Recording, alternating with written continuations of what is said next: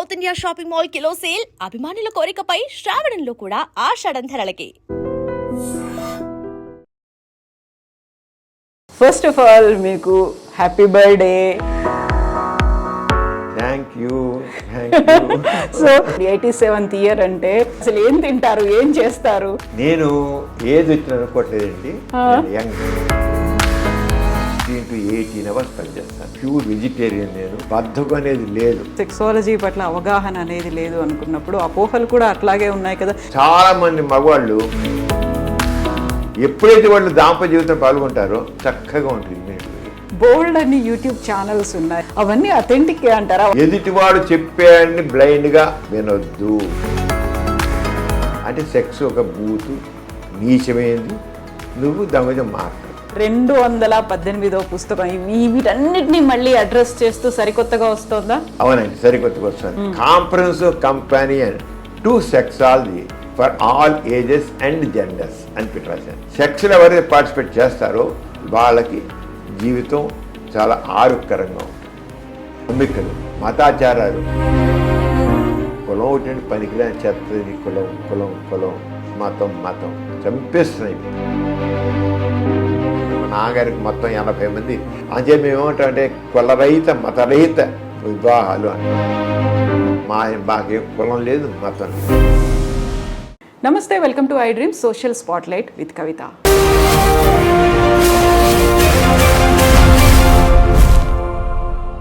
ఈరోజు మనతో పాటుగా అస్సలు పరిచయమే అవసరం లేనటువంటి వ్యక్తి మనకు గెస్ట్గా ఉన్నారు. దాదాపుగా 6 దశాబ్దాలుగా సమాజంలో ఉన్నటువంటి రుగ్మతలను దూరం చేస్తూ హేతువాదిగా ఆయన ఇప్పటిదాకా సేవలు అందిస్తూనే ఉన్నారు. అట్ ద సేమ్ టైం గత 55 సంవత్సరాలుగా డాక్టర్గా శరీరంలో ఉన్నటువంటి రుగ్మతలు, మానసికంగా ఉన్నటువంటి రుగ్మతలు, వీటన్నిటినీ దూరం చేస్తున్నటువంటి పర్సన్ జూలై 30వ తారీఖున 87వ జన్మదినం జరుపుకోబోతున్నారు డాక్టర్ సమరం గారు. సమరం గారు నమస్కారం. నమస్తే అండి కవిత గారు. ఫస్ట్ ఆఫ్ ఆల్ మీకు happy birthday. Thank you. So సమరం గారికి 86 ఇయర్స్ అయిపోయి 87th ఇయర్లోకి ప్రవేశిస్తున్నారు. సరే, డాక్టర్గా 55 ఏళ్ళు, ఆ తర్వాత హేతువాదిగా 60 ఏళ్ళు, ఇవన్నీ అనుకున్నప్పటికీ first we wanted to know 86 years, ఇప్పుడు 87th ఇయర్ అంటే what is your daily schedule? అసలు ఏం తింటారు, ఏం చేస్తారు? నేను ఏది వచ్చిన అనుకోవట్లేదండి. Young man. నేను మాత్రం ఇంత కూడా నాలో ఏజ్ వచ్చేసింది, ఏజ్డ్ పర్సన్, సీనియర్ సిటిజన్ అని అసలు ఫీలింగే రాదు నాకు. నిరంతరం ఏదో సాధించాలి నాకు తపన మాత్రం నాకు ఉంటుంది. అలాగే చేస్తుంటాను. ఇప్పటికి నేను రోజుకి దాదాపు 16 to 18 అవర్స్ పనిచేస్తాను. హాస్పిటల్ చేస్తాను, సోషల్ యాక్టివ్ చేస్తాను, అటు ఐఎంఏలో చాలా యాక్టివ్గా ఉంటాను. రెడ్ క్రాస్కి చైర్మన్గా ఉన్నాను, ఎన్టీఆర్ డిస్ట్రిక్ట్ చైర్మన్గా ఉన్నాను. సోషల్ యాక్టివిటీస్ చాలా రకరకాల సోషల్ యాక్టివిటీలు, బుక్స్ తెగ రాసి 217 బుక్స్ పబ్లిష్ అయ్యాయి. స్వాతిలో రాస్తుంటాను. కానీ ఎవరిని కాదండి, ఎవరిని అడిగినా సరే ఎక్కడ రమ్మంటే వెళ్తాను, మాట్లాడతాను. ఏ చేయను, ఎవరు నో అన్న అనలే చదివిన కుదరపోతే తప్ప ఎవరు ఏ అడిగినా నో అన్నది అన్ను నేను. అలాగా ఏం తింటారంటే ఏం మామూలుగా నేను ప్యూర్ వెజిటేరియన్. నేను రైట్ ఫ్రమ్ ది బిగినింగ్ మా ఫ్యామిలీ అంతా అలాగే ఉంటాం. మేము ప్యూర్ వెజిటేరియన్. అదే కేవలం మామూలుగా పప్పు తింటాను, ఆకుకూరలు తింటాం, కాయగూరలు తింటాం, ఏమైనా పచ్చడి, మామూలు పెరుగు, అంతే. అందుకని కానీ తినే చాలా తక్కువ. నేను మనకి మితంగా భోజనం చేయాలని చెప్తారు కదా, మితంగా భోజనం చేయాలి అని. ఆ మితంగానే భోజనం చేస్తాను, పెద్ద ఎక్కువ తినేది ఏం లేదు. అయితే what is secret our health అంటే మాత్రం ఏవైతే ఆరోగ్యానికి పనికిరావో వాటికి దూరంగా ఉంటాను. ఇప్పుడు స్మోకింగు, డ్రింకింగు, ఇలాంటివన్నీ ఆరోగ్యం పనికిరావు కదా, వాటి దూరంగా ఉంటాను. అలాగే నిద్ర కావాలి. ఆల్మోస్ట్ అందరికి చెప్తాను 8 అవర్స్ నిద్రపోవాలని, కానీ నేను మాత్రం 5 to 6 అవర్స్ కంటే కుదరదు, నాకు దొరకదు అసలు. చాలా సందర్భాలు 4 అవర్స్ నిద్రపోతాను. అయినా సరే పర్వాలేదు, ఎందుకంటే హాస్పిటల్ వర్క్ ఉండబట్టి తప్పదు నాకు దాన్ని. అది కాకుండా ఇవాళ చేయాల్సిన ఇవాళ ముగిస్తారు, రేపు పోస్ట్పోన్మెంట్ చేయాలి. అది మాత్రం ఆ పని అయిపోతే రాత్రి 1 గంట 2 అయినా సరే ఆ పని పూర్తి చేస్తారు. పోస్ట్పోన్మెంట్ అనేది లేదు. బద్ధకం అనేది లేదు. నాకు సోమవారిపోతును చూస్తే మాకు మండుతుంది. సోమవారితనం అనేది నా దృష్టిలో పెద్ద క్యాన్సర్ అనే జబ్బు నా దృష్టిలో. సోమవారితం నో పోస్ట్‌పోన్‌మెంట్. ఇవాళ రేపటి రోజు మనది కాదు, ఇవాళే ఫినిష్ చేయాలి. రేపటి పని కూడా వాళ్ళు చేయగలిగితే వాళ్ళు చేయాలి చేస్తాను అనమాట. ఆ రంగా ఉంటాను. బహుశా నాకేంటి, నేను చాలా ఆశాజీవిని. చాలా ఏదైనా సరే ఐ కెన్ అనుకుంటా, ఐ కాంట్ అని అనుకోను. ఐ కాంట్ అని లేదు. ఒకళ్ళు కాంట్ అంటే మా కవిత గారు లాంటి వాళ్ళని హెల్ప్ అడుగుతాను, చేద్దాం పని చేద్దాం, నలుగురు కలుపుకెళ్ళి చేద్దామని. ప్రతి వాళ్ళని కలిపి అందుకే మనం సాధించాలంటే ఒక్కడికి నలుగురితో కావాలి. అంటే ప్రతి వాళ్ళ యొక్క సహకారం తీసుకుంటాను. ప్రతి పనికి ఏదైనా సరే అందరినీ ఇన్వాల్వ్ చేస్తాను. ఇన్వాల్వ్ చేసేయడం వల్ల పనులు అవుతాయి. చాలా రకరకాల పనులు చేస్తాను. అందరితో అందరినీ కలుపుకెళ్ళడం, అందరితో కలిసి చేయడం అనేటికల్లా అదే పెద్ద స్ట్రెంగ్త్. దానివల్ల అనేక పనులు చేయగలుగుతున్నాను. రెండోది రిటైర్మెంట్ రిటైర్మెంట్ తీసుకోవాలి, రెస్ట్ ఇంత వయసు వచ్చి సాల్వంటే సవరం ఏంటి రెస్ట్ తీసుకోకుండా ఏంటి పనులన్నీ అంటుంటాను. ఇంత వయసు వచ్చింది ఇంకా ఏంటి సర్జరీ చేయడం ఏంటి, ఈ హాస్పిటల్కి ఏంటి ఇవన్నీ ఏంటి, శుభ్రం కూర్చోక ఇంటికి అంటారు. అసలు చేయకుండా ఉండలేను. నాకు అలా అంటే వర్కాలిక్స్ అంటారు సరంగా. నాకు ఖాళీగా ఉండడం అంటే ఎప్పుడైనా ఒక గంట ఖాళీగా ఉండాలంటే నాకు రెస్ట్లెస్ అయిపోతాను. రెస్ట్లెస్ అవుతాను. ఖాళీ అనేది ఉండదు. ఖాళీ అని పెట్టుకొని ఆ టైంకి ఏదో ఒక పని చేస్తాను. కానీ ఖాళీగా వస్తే మాత్రం నేను చాలా రెస్ట్లెస్ అయిపోతాను, ఉండలేను. I do something. నా బ్రెయిన్ అలా పనిచేస్తూనే ఉంటుంది. అందువల్లే నా ఆరోగ్యం బాగుంది అనుకుంటున్నాను. బాగానే ఉంది. ఇంత చేసినా సరే నాకు కాస్త బీపీ వచ్చింది, షుగర్ వచ్చింది, ఉన్నాయి కాస్త. కానీ పూర్తి కంట్రోల్ ఉన్నాయి. కంప్లీట్గా కంట్రోల్ పెట్టుకుంది. కంప్లీట్ వచ్చే కనబడి ఏజ్ ఏంటంటే ఏజ్కి రిలేటెడ్ అంటాం. ఏజ్ వచ్చిన కనుక ఆటోమేటిక్గా వస్తాయి. దానికి తగ్గట్టుగా నేను రోజు ఉదయం పూట మాత్రం వాకింగ్ చేసి మన దాకా వాకింగ్ చేసి వచ్చాను. వాకింగ్ చేస్తుంటే కాస్త నీ జాయింట్ పెయిన్స్ వల్లే కాస్త నీ జాయింట్ పెయిన్స్ వస్తే దాంట్లో మనకు కొద్దిగా కష్టం. నడుస్తుంటే నొప్పులు పుడతాయి, కాళ్ళ నొప్పులు పుట్టినాయి, మెట్లు ఎక్కుతుంటే నొప్పులు ఉన్నాయి. సో దాంతో కొద్దిగా యోగా చేద్దామని యోగా పెట్టుకుని మళ్ళీ యోగా కూడా చక్కగా ఉపయోగపడుతుంది. చాలా బాగుంది yoga. Knee pain joint pains కూడా యోగా చేయడంతో యోగా అంటే స్ట్రెచ్ ఎక్సర్సైజ్ అంతే. యోగా అంటే ధ్యానం ఏదో ఆత్మ పరమాత్మ అని కాదు. నేను ఐ డోంట్ బిలీవ్ ఇన్ ఆత్మ అని పరమాత్మ అంతే. కానీ ఆ స్ట్రెచ్ ఎక్సర్సైజ్ మనం స్కూల్లో చదువుతున్నప్పుడు డ్రిల్ నేర్పేవాళ్ళు. ఆ డ్రిల్లు నిజంగా బెస్ట్ అండ్ మంచి. ఎటువంటి ఇప్పుడు ఉన్న ఎడ్యుకేషన్లో అసలు ఎక్సర్సైజ్ లేకుండా నిజంగా ఎడ్యుకేషన్ అక్కడ ఈ ఎసెన్షియల్స్ చూసి చైతన్య, నారాయణ ఇలాంటివన్నీ చూసి మన పిల్లలకి ఎవ్వరికీ లేదు. చైల్డ్హుడ్ ఒబేసిటీ ఎంత ఎక్కువైపోయిందండి ఇప్పుడు. అసలు మా హాస్పిటల్కి వచ్చే పిల్లల్ని తీసుకుంటే 80 నుంచి 90% అందరూ డౌటే. అరే ఒక్కడికి ఎక్సర్సైజ్ లేదు, ఏమీ లేదు, ఎప్పుడు చదువు లేచిన దగ్గర నుంచి వాళ్ళకి ఉద్యోగికి. ఇప్పుడు నేను ప్రాక్టీస్ పెట్టిన రోజుల్లో అసలు 50 ఏళ్ల క్రితం షుగర్ అన్నా బీపీ అన్నా ఒక 60 ఏళ్ళు దాటిన వాళ్ళ తర్వాత షుగర్ బీపీలు అందుకోండి. ఇప్పుడు 20 ఏళ్ళ వాళ్ళకి షుగర్ బీపీలు ఉంటున్నాయండి. కాదంటే నో ఫిజికల్ ఎక్సర్సైజ్, స్ట్రెస్ ఒకటి, టూ మచ్ స్ట్రెస్. చిన్న పిల్లలకు కూడా స్ట్రెస్ అనే, అసలు ఎల్కేజీ వరకు స్ట్రెస్ అనే, 1 తరగతి కూడా స్ట్రెస్ అనే. ఆ పాఠాలు రాసుకోవాలి, చేయాలి, హోంవర్క్, అసలు ప్రతి మొదలు చదువు మళ్ళీ స్ట్రెస్తో మళ్ళీ అయిపోతుంది. వాటి ఈ ఎడ్యుకేషన్ సిస్టమ్ మారి తీరాలండి. చాలా భయంకరమైన ఎడ్యుకేషన్ సిస్టమ్ ఇది మాత్రం పనికిరా. ఎందుకు ఊరికే మార్కులు ర్యాంకులు తప్ప మనిషిని వాడి వ్యక్తిత్వ వికాసం మాత్రం ఉండట్లేదు. అంటే నా ఆరోగ్యం బాగుందంటే కారణం అంటే ఆ స్ట్రెస్కి దూరంగా ఉంటాను, ప్రశాంతంగా ఉంటాయి. ఎంత పని చేసేసరి మనసు ప్రశాంతం వస్తుంది. ఒకేసారి 4 పనులు చేయాలి, ఏకకాలంలో చేయాలంటే అది ఫినిష్ చేయాలి. Time bound. ఆ ఫినిష్ చేయాలంటే ఆ స్ట్రెస్ టెంపరీ వస్తుంది, రాకుండా ఎవడు ఉండడు. స్ట్రెస్ లేని మనం పని చేయలేం. మనం స్ట్రెస్ ఉంటేనే ఈ టైంకి ఇవ్వాలంటేనే అవ్వాలంటేనే మన స్ట్రెస్ ఫీల్ అయితే పని చేస్తాం. లేకపోతే బద్దకాయ పోస్ట్ పోన్ చేస్తాం, అవ్వదు, ఇలా ఉంటుంది. పని చేయడం స్ట్రెస్ ఉండాల్సిందే. కానీ ఆ స్ట్రెస్ని కంటిన్యూ చేయకూడదు, కట్ చేయగలిగే సామర్థ్యం ఉండాలి. అవన్నీ ఆ స్కిల్స్ డెవలప్ చేసుకున్నాను. నేను స్ట్రెస్ చూడండి ఉదయం నుంచి పని చేస్తాను ఇది ప్రశాంతంగా మాట్లాడుతున్నాను. అవును కదా, మళ్ళీ స్ట్రెస్ ఎక్కువైపోయింది అనేది, ఒత్తిడిని తట్టుకోలేకపోతున్నాం, ఒక డిప్రెషన్లోకి వెళ్ళిపోతున్నారు, ఆల్మోస్ట్ ఒక సూసైడల్ టెండెన్సీస్ అనేవి కూడా కనిపిస్తున్నాయి కదా. సో ఏం చెప్తారు వాళ్ళకి? వాళ్ళకంతా కలిసి స్ట్రెస్ అని ఎడ్యుకేషన్ సిస్టంలో మాత్రం ఫ్రీగా ఉండాలి. ఒకటి ఒత్తిడి కూడా హౌ టు ఓవర్కమ్ స్ట్రెస్ అని తెలియాలండి ప్రతి వాళ్ళకి, చాలా అవసరం. ఇప్పుడు సాఫ్ట్వేర్ ఇంజనీర్స్ ఉన్నారు, సాఫ్ట్వేర్ ఇంజనీర్స్కి ఎంత స్ట్రెస్ అండి వాళ్ళకి చెప్పండి. స్ట్రెస్ వాళ్ళ పెళ్లి చేసుకుంటారు కానీ వాళ్ళు ఎవరు నా దృష్టిలో ఎవరు కొద్ది మంది ఒక 10% 20% లైఫ్ ఎంజాయ్ చేస్తున్నారు, తక్కిన 80% వాళ్ళ జీవితాన్ని కోల్పోతున్నారు మన ఖచ్చితంగా. అందుకని మీరు డైవర్స్ తీసుకున్నట్లయితే దాదాపు 80% సాఫ్ట్వేర్ ఇంజనీర్స్ వాళ్ళే ఉంటారు. వాళ్ళు అడ్జస్ట్ కాలేరు కూడాను.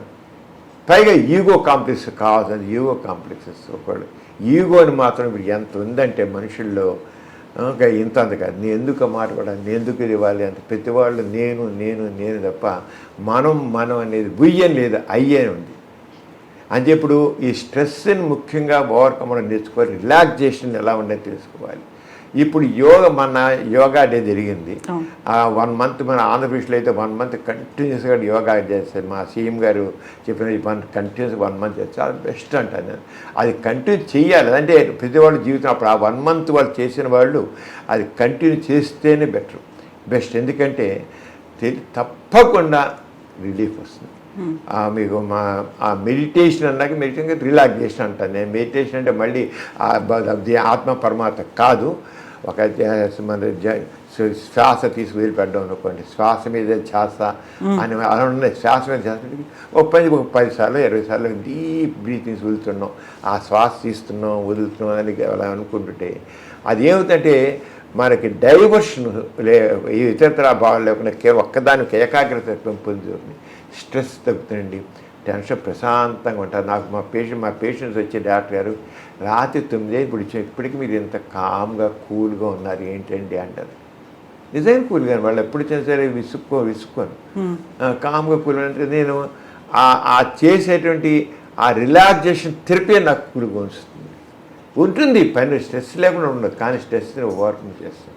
అంచేత ప్రతి ఒక్కరు హౌ టు ఓవర్కమ్. అంచేత యోగా అనేది అంటే యోగా అంటే ఇప్పుడు యోగా అనేటికల్లా ఆత్మ పరమాత్మ ధ్యానం ఇవన్నీ అవన్నీ పక్కన పెట్టేసేయండి. స్ట్రెచ్ ఎక్సర్సైజ్, కాన్సన్ట్రేషను, శ్వాస మీద ధ్యాస పెట్టేసే ఆ డైవర్షను అవన్నీ వస్తాయి. అంటే ఈ లైఫ్ స్కిల్స్ కావాలండి మనకి. లైఫ్ స్కిల్స్లో ఇప్పుడు జరుగుతుందంటే మనకు తక్కినన్నీ చదువుతున్నాము, మన గురించి మనం చదవట్లేదు. అది పెద్ద ల్యాకింగ్ ఎడ్యుకేషన్లో మన గురించి. ఇప్పుడు అదే మీకు సెక్షువల్ ప్రాబ్లమ్స్ ఉంటున్నాయి.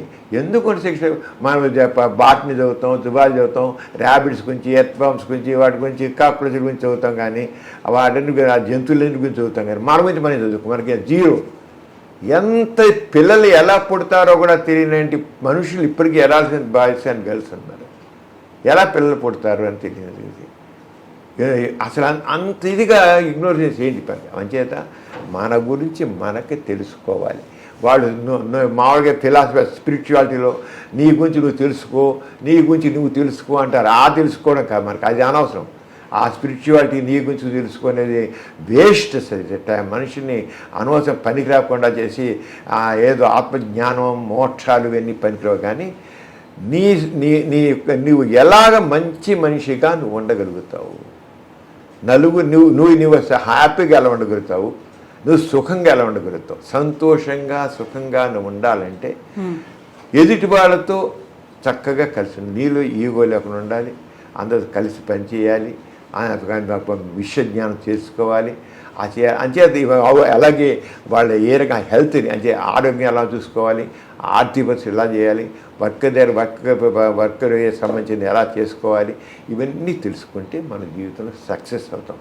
అందుకంటే నేను అందరికీ తెలుసు విషయాలు, కానీ విచిత్రం ఏంటంటే అందరికీ అన్నీ తెలుసు కానీ పాటించరు. అన్నీ తెలుసు, తెలియని ఎవరికి అన్నీ తెలుసు కానీ పాటించరు. అది పాటించగలుగుతాను. ఆ డిసిప్లిన్ కాదు. మనం పనికిరాని టీవీలో సీరియల్స్, పనికిరా అత్తాకోడల గొడవలు, ఆ ఈషు ద్వేషాలు, అసూయలు, కుట్రలు చూడడానికి టైం పెడతాం. కానీ అరే మీ గురించి మీరు తెలుసుకోవడానికి టైం ఎందుకు పెట్టరు?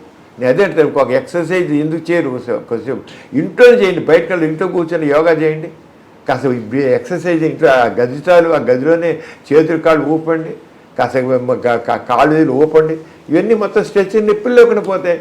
ప్రతి వాళ్ళు చూసుకుంటే నా మెడ నొప్పండి, నడుము నొప్పండి, కాళ్ళు నొప్పులండి, ఈ కండాలు నొప్పులండి, ఏంటి హాస్పిటల్కి వాళ్ళందరూ చూస్తారు. నాకు నిజంగా ఇస్తాను ప్రతి వాళ్ళకి నీకు ఈ పిల్లలు కేవలం 2 రోజులకి 3 రోజులు సార్ ఎక్సర్సైజ్ చేయని చెప్తాను నేను. ప్రతి వాళ్ళు చెప్తాను వేసుకోవద్దు, లేనిపోయిన సైడ్ ఎఫెక్ట్స్ వస్తాయి, అన్న కడుపులో మంట పుడితే ఇంకోటి అవుతుంది, ఎందుకు ముందు ఎక్సర్సైజ్ చేయి. వాళ్ళకి నచ్చదని కొన్ని విషయం అన్ని తినాలి, నోటి జీవచాపల్యం, అలా షుగర్ ఉంటుంది, షుగర్ కంట్రోల్ చేయండి, డైట్ కంట్రోల్ చేయాలి. మనకు కావాల్సిన దానికంటే మనం 4 రెట్లు ఎక్కువ తింటాం, అది గుర్తించాలి. ఇప్పుడు మనకు కావాల్సిన దానికి 4 రెట్లు ఎక్కువ తింటాం, దాన్ని సగమే కట్ చేయలేమా, ఒక 1/3 కట్ చేయలేమా మనం తినే దాంట్లో. ఎందుకు ఉల్లిళ్ళు పెంచాలి, దేనికో దానివల్ల బీపీలు షుగర్లు కొలెస్ట్రాల్ రావడానికేను. ఇప్పుడు థైరాయిడ్ ప్రాబ్లం ఎంత అయిపోయింది, చాలా ఎక్కువ అయిపోయింది థైరాయిడ్ ప్రాబ్లం కూడా మన డైట్లో సరిగ్గా లేకపోవడం వల్ల. అంటే ఇవన్నీ చెప్పడం డాక్టర్గా నాకు చెప్పడానికి అర్హత ఉంది, చెబుతున్నాను. కానీ మనం అంటే నేను చెప్పాను, మన గురించి మనం తెలుసుకోవడం, అది నేను చెప్పేది. Know about your self. ఆ పనికిరాని ఆ ప్రవచనాల్లోకి వెళ్ళి కూర్చుని ఆధ్యాత్మిక గురించి నీ గురించి నువ్వు తెలుసుకో అని అంటే కాదు. నీ గురించి తెలుసుకో అనేది నీ హెల్త్ గురించి తెలుసుకో, నీ ఇంటర్పర్సనల్ రిలేషన్స్ తెలుసుకో, నీ సోషల్ రెస్పాన్సిబిలిటీ తెలుసుకో. ప్రతి వాడికి తన సోషల్ రెస్పాన్సిబిలిటీ ఉంది, ఆ సోషల్ రెస్పాన్సిబిలిటీ తెలుసుకో, ఏమిటి అంత హ్యాపీగా ఉంటుంది. ఇప్పుడు మీరు ఒక మాట అన్నారు, సెక్సాలజీ పట్ల అవగాహన అనేది లేదు అనుకున్నప్పుడు అపోహలు కూడా అట్లాగే ఉన్నాయి కదా. మీ ఇన్నేళ్ల సర్వీస్ చూసిన తర్వాత ఏది ఎక్కువ ఉంది, అవగాహన లేకపోవడమా, అపోహల, దేన్ని ఎలా చూస్తారు? అపోహలు ఉన్నాయి, అర్థం పడిన నమ్మకాలు ఉన్నాయి. వీటన్నిటి మూల కారణం సరైన నాలెడ్జ్ లేకపోవడం. నాలెడ్జ్ ఈజ్ పవర్ అంటాం. ఈ నాలెడ్జ్ ఈజ్ పవర్, ఆ నాలెడ్జ్ లేకపోవడం వల్ల ఇంకోటి ఏంటంటే మనిషికి కాస్త క్రిటికల్ థింకింగ్ కావాలి. Scientific knowledge and scientific temper అంటాం. క్రిటికల్ థింకింగ్, కొద్ది విశ్లేషణాత్మకమైన పరిశీలన, ఆలోచన కావాలి. ఆ క్రిటికల్ మన ఎడ్యుకేషను ఆ క్రిటికల్ థింకింగ్ని పెంచడం లేదు. ఆ క్రిటికల్ చిన్నప్పటి నుంచి ఎందుకు, ఏమిటి, ఎలా అంటే అది. ఇప్పుడు చాలామంది మగవాళ్ళు హస్తమయం చేస్తే వీక్ అయిపోతాం, దాంపత్య జీవితం పనికిరాం అనుకుంటారు. అరే హస్తమయం చేస్తే పనికిరాం అనుకుంటున్నారు, ఓకే. మరి పెళ్ళైన వాళ్ళు హస్తమయంగా అయిపోయి దీనికి తేడా ఏముంది? హస్తమయం అయితే చేతప్పుడు ఫ్రిక్షను, అక్కడేమో విజయనాలో ఫ్రిక్షను, ఎక్కడ ఒకటే. ఇంకేంటి, ఎందుకు నష్టం కలిగింది? మరి పెళ్ళైన వాళ్ళ శుభ్రంగా హాయిగా అన్ని సంవత్సరాలు అన్ని దశాబ్దాల పాటు ఆరోగ్యంగా ఉంటున్నారు కదా, పెళ్ళి ఇంకా ఆరోగ్యంగా ఉంటున్నారు కదా. పెళ్ళి కాకముందు మీరు చూడండి, పెళ్ళి కాకముందు కానీ పెళ్ళైన వాళ్ళు చాలా ఆరోగ్యంగా ఉంటారు. ఎందుకంటే ఎప్పుడైతే వాళ్ళు దాంపత్య జీవితం పాల్గొంటారో ఆ మనసు పాల్గొంటే వాళ్ళకి ఫీల్ గుడ్ హార్మోన్స్ అంటాం. డాపమైన్ రిలీజ్ అవుతుంది, సెరోటోనిన్ రిలీజ్ అవుతుంది, దానివల్ల టెన్షన్స్ అవుతాయి, ఆక్సిజన్ మనిషిలో ఒక రకమైన దగ్గర వాళ్ళకి పురుగుని, ఎండార్ఫిన్స్ వస్తాయి, మనిషి అవి ఇమ్యూనిటీ పెరుగుతుంది, చక్కగా ఉంటుంది ఇమ్యూనిటీ పెరిగి. అంతే మనిషి ఆరోగ్యంగా జరుగుతుంది. దాంతో ఇంట్లో ఒక టైం భోజనం చేయడం ఉంటాయి, చిన్న వాళ్ళు టైం భోజనం చేయడానికి సరిగ్గా ఉండరు, చదువుకున్న రోజుల్లో స్ట్రెస్ ఉంది. అంచేత ఈ సెక్సాలజీ దాంట్లో ఎందుకు, ఏమిటి, ఇప్పుడు చాలా ఏమనుకుంటారంటే ఒక వీరి బొట్టు 60 రక్త బొట్లతో సమానము అని ఒకటంటే, ఇంకోటి ఒక వీరి బొట్టు 100 రక్త బొట్లతో సమానం అంటాడు. అరే ఇచ్చాడు వీర్యం సెమెన్, దానికి ఏమి విలువ లేదు.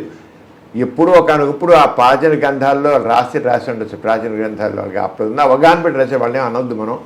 వాళ్ళు ఆ రోజుల్లో రాశారు, కానీ సైన్స్ ఇది అడ్వాన్స్ అయిపోయి కూడా ఇప్పటికే పట్టుకుని వేలాడడం అంటే మన మూర్ఖత్వానికి కాకపోతే ఏం తెలియజేస్తుందండి? సైంటిఫిక్ థింకింగ్ నిజమేనా? 100 రక్తబొట్లతో సమానం, లేదు 100 రక్తబొట్ల కోసం ఒక వీరి బొట్టు తయారవుతుంటే ఇంకా పైగా చెప్తారు వాళ్ళు. మన చిన్న ఆహారం, అతి సారవంతమైన ఆహారం వీర్యం కింద మారుతుందంట. అది సైంటిఫిక్ మన వీర్యం ఎలా తయారవుతుంది ఒకటి అనుకోండి. వీర్యం ఎక్కడ టెస్టికల్స్ నుంచి స్పెరోడోజోవా తయారవుతుంది, ఇక శుక్రకోశాలను ప్రోస్టేట్ నుంచి ద్రవం తయారవుతుంది.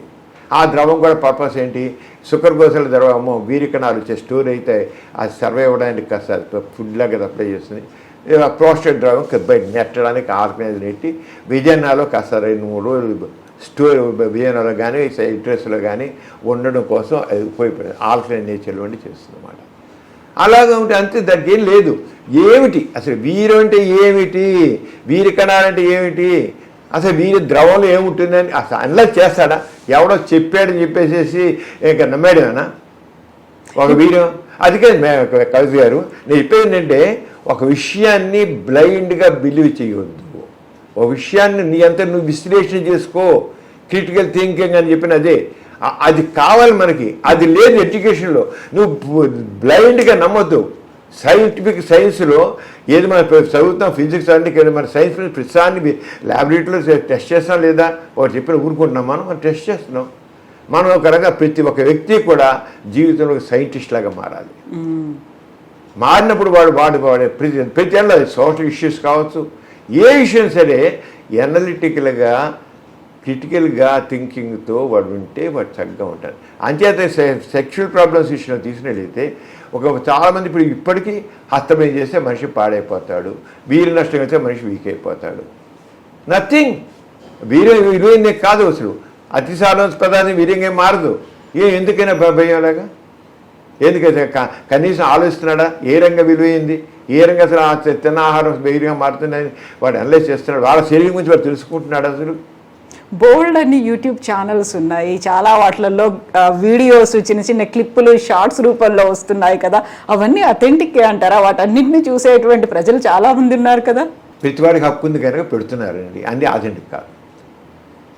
యూట్యూబ్లో వచ్చేవన్నీ అథెంటిక్ అనుకుంటే ఇంకా అర్థం లేదు. ప్రతి వాళ్ళు ఇష్టం పెడతారు. చాలా లేని పేరు కల్పితాలు పెట్టుకుంటున్నారు. యూట్యూబ్లో పెట్టేవంతా కావాల్సిన అంటే వాడికి కావాల్సిన వ్యూస్, ఆ వ్యూస్ పెట్టి ఎందుకు కూర్చుంటే ఒక యూట్యూబ్ వాడు డబ్బులు ఇస్తాడని దానికోసం ఏదో సెన్సేషన్కి పెట్టడం, ఆ రకంగా చేయడం ఉంటుంది. అంతే కాదు. నేను అవన్నీ పక్కన పెరిగింది. యూట్యూబ్లో ఏం పెట్టారో అని నేను మాట్లాడాను. నేను కోరేది ఏంటంటే మనిషిని తన మట్టుకు తాను ఆరాధించాలి. నువ్వు ఒట్టి వేదం అంటే వాడు ఊరుకుంటాడా? నువ్వు సన్నాసి అంటే వాడు ఊరుకుంటాడు కూడా? నేను సన్నాసినండి అని ఆలోచిస్తాడు. నీకు బుర్ర లేదు అంటే వాడు ఊరుకుంటాడా? ఊరుకోడు. నేను బుర్రలేకపోవడం ఏంటని ఒక నిమిషం వాడు బుర్రలేదన్నా సరే ఊరుకుంటాడు. ఊరుకోడు అని కాదు, వాడు ఎనలైజ్ చేసుకుంటాడు. కానీ నేను బుర్రలేకపోవడం నా బుర్రలేకపోవడం ఏంటంటాడు. వ్యధం అంటే వ్యధం ఆ రంగానే. ఈ రంగానికి వీర్యం ఎంతో విలువైంది, నువ్వు కోల్పోతున్నావు అంటే వీర్యం అంటే ఎక్కడే ఎలా అయింది అని ఆ ఎనలిటికల్ ఎప్పుడు చేయదు అని చెప్పేది. ఎనలిటికల్ ఎప్పుడు కావాలి. అది మన ఎడ్యుకేషన్ లాకింగ్. ఆ క్రిటికల్ థింకింగ్ అనేది లేదు. సైంటిఫిక్ నాలెడ్జ్, సైంటిఫిక్ టెంపర్ అనేది నేను చెప్తాను. శాస్త్రీయ విజ్ఞానం, శాస్త్రీయ దృక్పథం, అది దేంట్లో సరే ఏ యాంగిల్ సరే. సైన్స్ గురించి నేను మాట్లాడట్లా. సైన్స్ అవసరం లేదు. పాలిటిక్స్ గురించి కావచ్చు, సోషల్ సైన్స్ కావచ్చు, ఆర్ట్స్ కావచ్చు, ఏది సరే. ఎదుటివాడు చెప్పాడని బ్లైండ్గా వినొద్దు. నీ మట్టుకు నీకు ఫ్రీ థింకింగ్, వాడికి freedom is the thought, freedom of speak. మన కాన్స్టిట్యూషన్ ప్రకారం ఫ్రీడమ్ ఆఫ్ ఎక్స్ప్రెషన్ అని ఉంది కదా, ఉంది కదా. ఫ్రీడమ్ ఆఫ్ ఎక్స్ప్రెషన్ ఉంది. ఫ్రీడమ్ ఆరంగానే freedom of thought, freedom of expression ఆరంగా నువ్వు ఆలోచించు. దాన్ని తీసుకొచ్చి ఆలోచన ఎంతవరకు కరెక్టు. నేను చెప్పాల్సిన జనం చెప్పేది అదే చెప్తాను. యూత్ని కానీ కొన్ని వందల కాలేజీలో మాట్లాడే యూత్ ఇలాగే అప్లీట్ చేస్తాను. మీరు ఆలోచించండి, బ్లైండ్గా నమ్మొద్దు.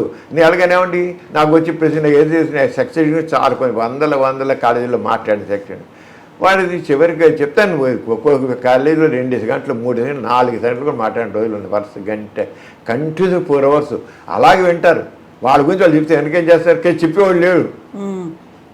పనికిరాని చెత్త చెప్పేవాళ్ళు ఉన్నారు కానీ సరిగ్గా నీ ఒక నాలెడ్జ్ సైంటిఫిక్గా చెప్పేవాళ్ళు కాదు. అది ఉన్నారు అంటే ఎక్కువ మంది లేని చెప్పేది. ఆ సైంటిఫిక్ నాలెడ్జ్ని మనం దాన్ని స్ప్రెడ్ చేయాలి మనం. అంచేత ఇప్పుడు చాలామంది ఇప్పుడు ఈ సెక్స్ గురించి అపోహలు మీరు ఎక్కువ ఉన్నాయా ఏమిటి అని అంటే అపోహలు ఎక్కువ ఉన్నాయి. కానీ అంటే మనం ఆలోచించండి కనుక నాలెడ్జ్ చేయాలి. దానికోసమే నేను చదువుకున్న రోజుల్లోనే ఒకసారి మా ప్రొఫెసర్ గారు వచ్చారు, ఎంఎంఆర్. ఆయన కొంచెం లేట్గా వచ్చారు క్లాస్కి, బెడ్ సైడ్ క్లినిక్స్ ఉన్నప్పుడు. నేను లేట్గా ఎందుకు వచ్చానో తెలుసా అన్నారు. ఏదో మీకు ఎమర్జెన్సీ కేసు ఏదో ఇచ్చి ఉంటుంది ఏం చేతి రాలేదని ఏదో అన్నాం మేము. కాదు, నా దగ్గరకు ఒక ఐఏఎస్ ఆఫీసర్ వచ్చాడు, వాడికి పెళ్ళి కాబోతుందంట, వాడు ఐఏఎస్ వాడు, ర్యాంక్ హోల్డరు, వాడు వచ్చి నాకు పెళ్ళి కాబోతుంది, నేను నాకు హస్తబెంచి బాగా ఎక్కువ చేశాను ఇంతకుముందు, వీర్యం కూడా చాలా మానేశాను, అయినా వీర్యం పోయింది, చాలా వీర్యం పోయింది, నేను ఇప్పుడు పెళ్ళికి పనికొస్తానా రానా అని వాడు కనుక్కోవడం వచ్చాను అని అన్నట్ట. ఆ ప్రొఫెసర్ అన్నాడు అని చెప్పి రిచర్డ్ సిమెన్, నా ఇప్పుడుగా వాడు జబ్బుల్లో రిచర్డ్ సిమెన్, వాడు ఐఏఎస్ పాస్ అయ్యాడు, ర్యాంక్ హోల్డర్, తనకి ఆ వీర్యం గురించి అవగాహన లేదు వాడికి, వాడు ఐఏఎస్ఎల్ ర్యాంక్ హోల్డరు, వీర్యం ఏంటి ఏముంది దాంట్లోనూ కనీసం ఆలోచించాడా, ఎందుకు వాడికి ఐఏఎస్ అని ఆయన చేశారు. ఆ రోజు చెప్పి మీరందరూ ఇలాంటివన్నీ జీవితంలో ఇలాంటివి ఎన్నో వస్తాయి, ఇవన్నీ ఎన్లైన్ చేయండి అని ఆయన చెప్పారు. అది తర్వాత ఇంక చూసింటే ప్రాక్టీస్ చూసింటే ఇక నేను ప్రాక్టీస్ పట్టుకుంటూ చూస్తే కుర్రోడు ఇక్కడ నేను ఉండే లయలో కాదు పిల్లలు సాయంత్రం 4 గంటలు వచ్చేవాడు, వచ్చి కూర్చి నేను కాస్త యూత్తో చాలా క్లోజ్గా ఉంటా, వచ్చి ప్రతివాడు మళ్ళీ ఇంతే, వాడు నా అంగపైన చిన్నగా ఉంది, లేకపోతే నాకు అంగం నెగుతుంది, పని కోసం పరిగణ హస్తమేం చేశాను, వీర్యం పోతుంది, స్వప్న స్కలనాలు, ఇవే ప్రశ్నలు. ఆడపిల్లలు అంతే, ఆడపిల్ల వాళ్ళు కూడా వాళ్ళకి సంబంధించిన వాళ్ళు అనుమానాలు. అంటే కారణం ఏంటంటే మన ఎడ్యుకేషన్ వచ్చేసి అంటే సెక్స్ ఎడ్యుకేషన్. సెక్స్ అనేది 2 రకాలు, ఒకటి erotic aspects sex, scientific aspects of sex. Erotic ఊరికే శృంగార వర్ణనలు రెచ్చగొట్టేవన్నీ ఉంటాయి, వేరే అవన్నీ వేరే.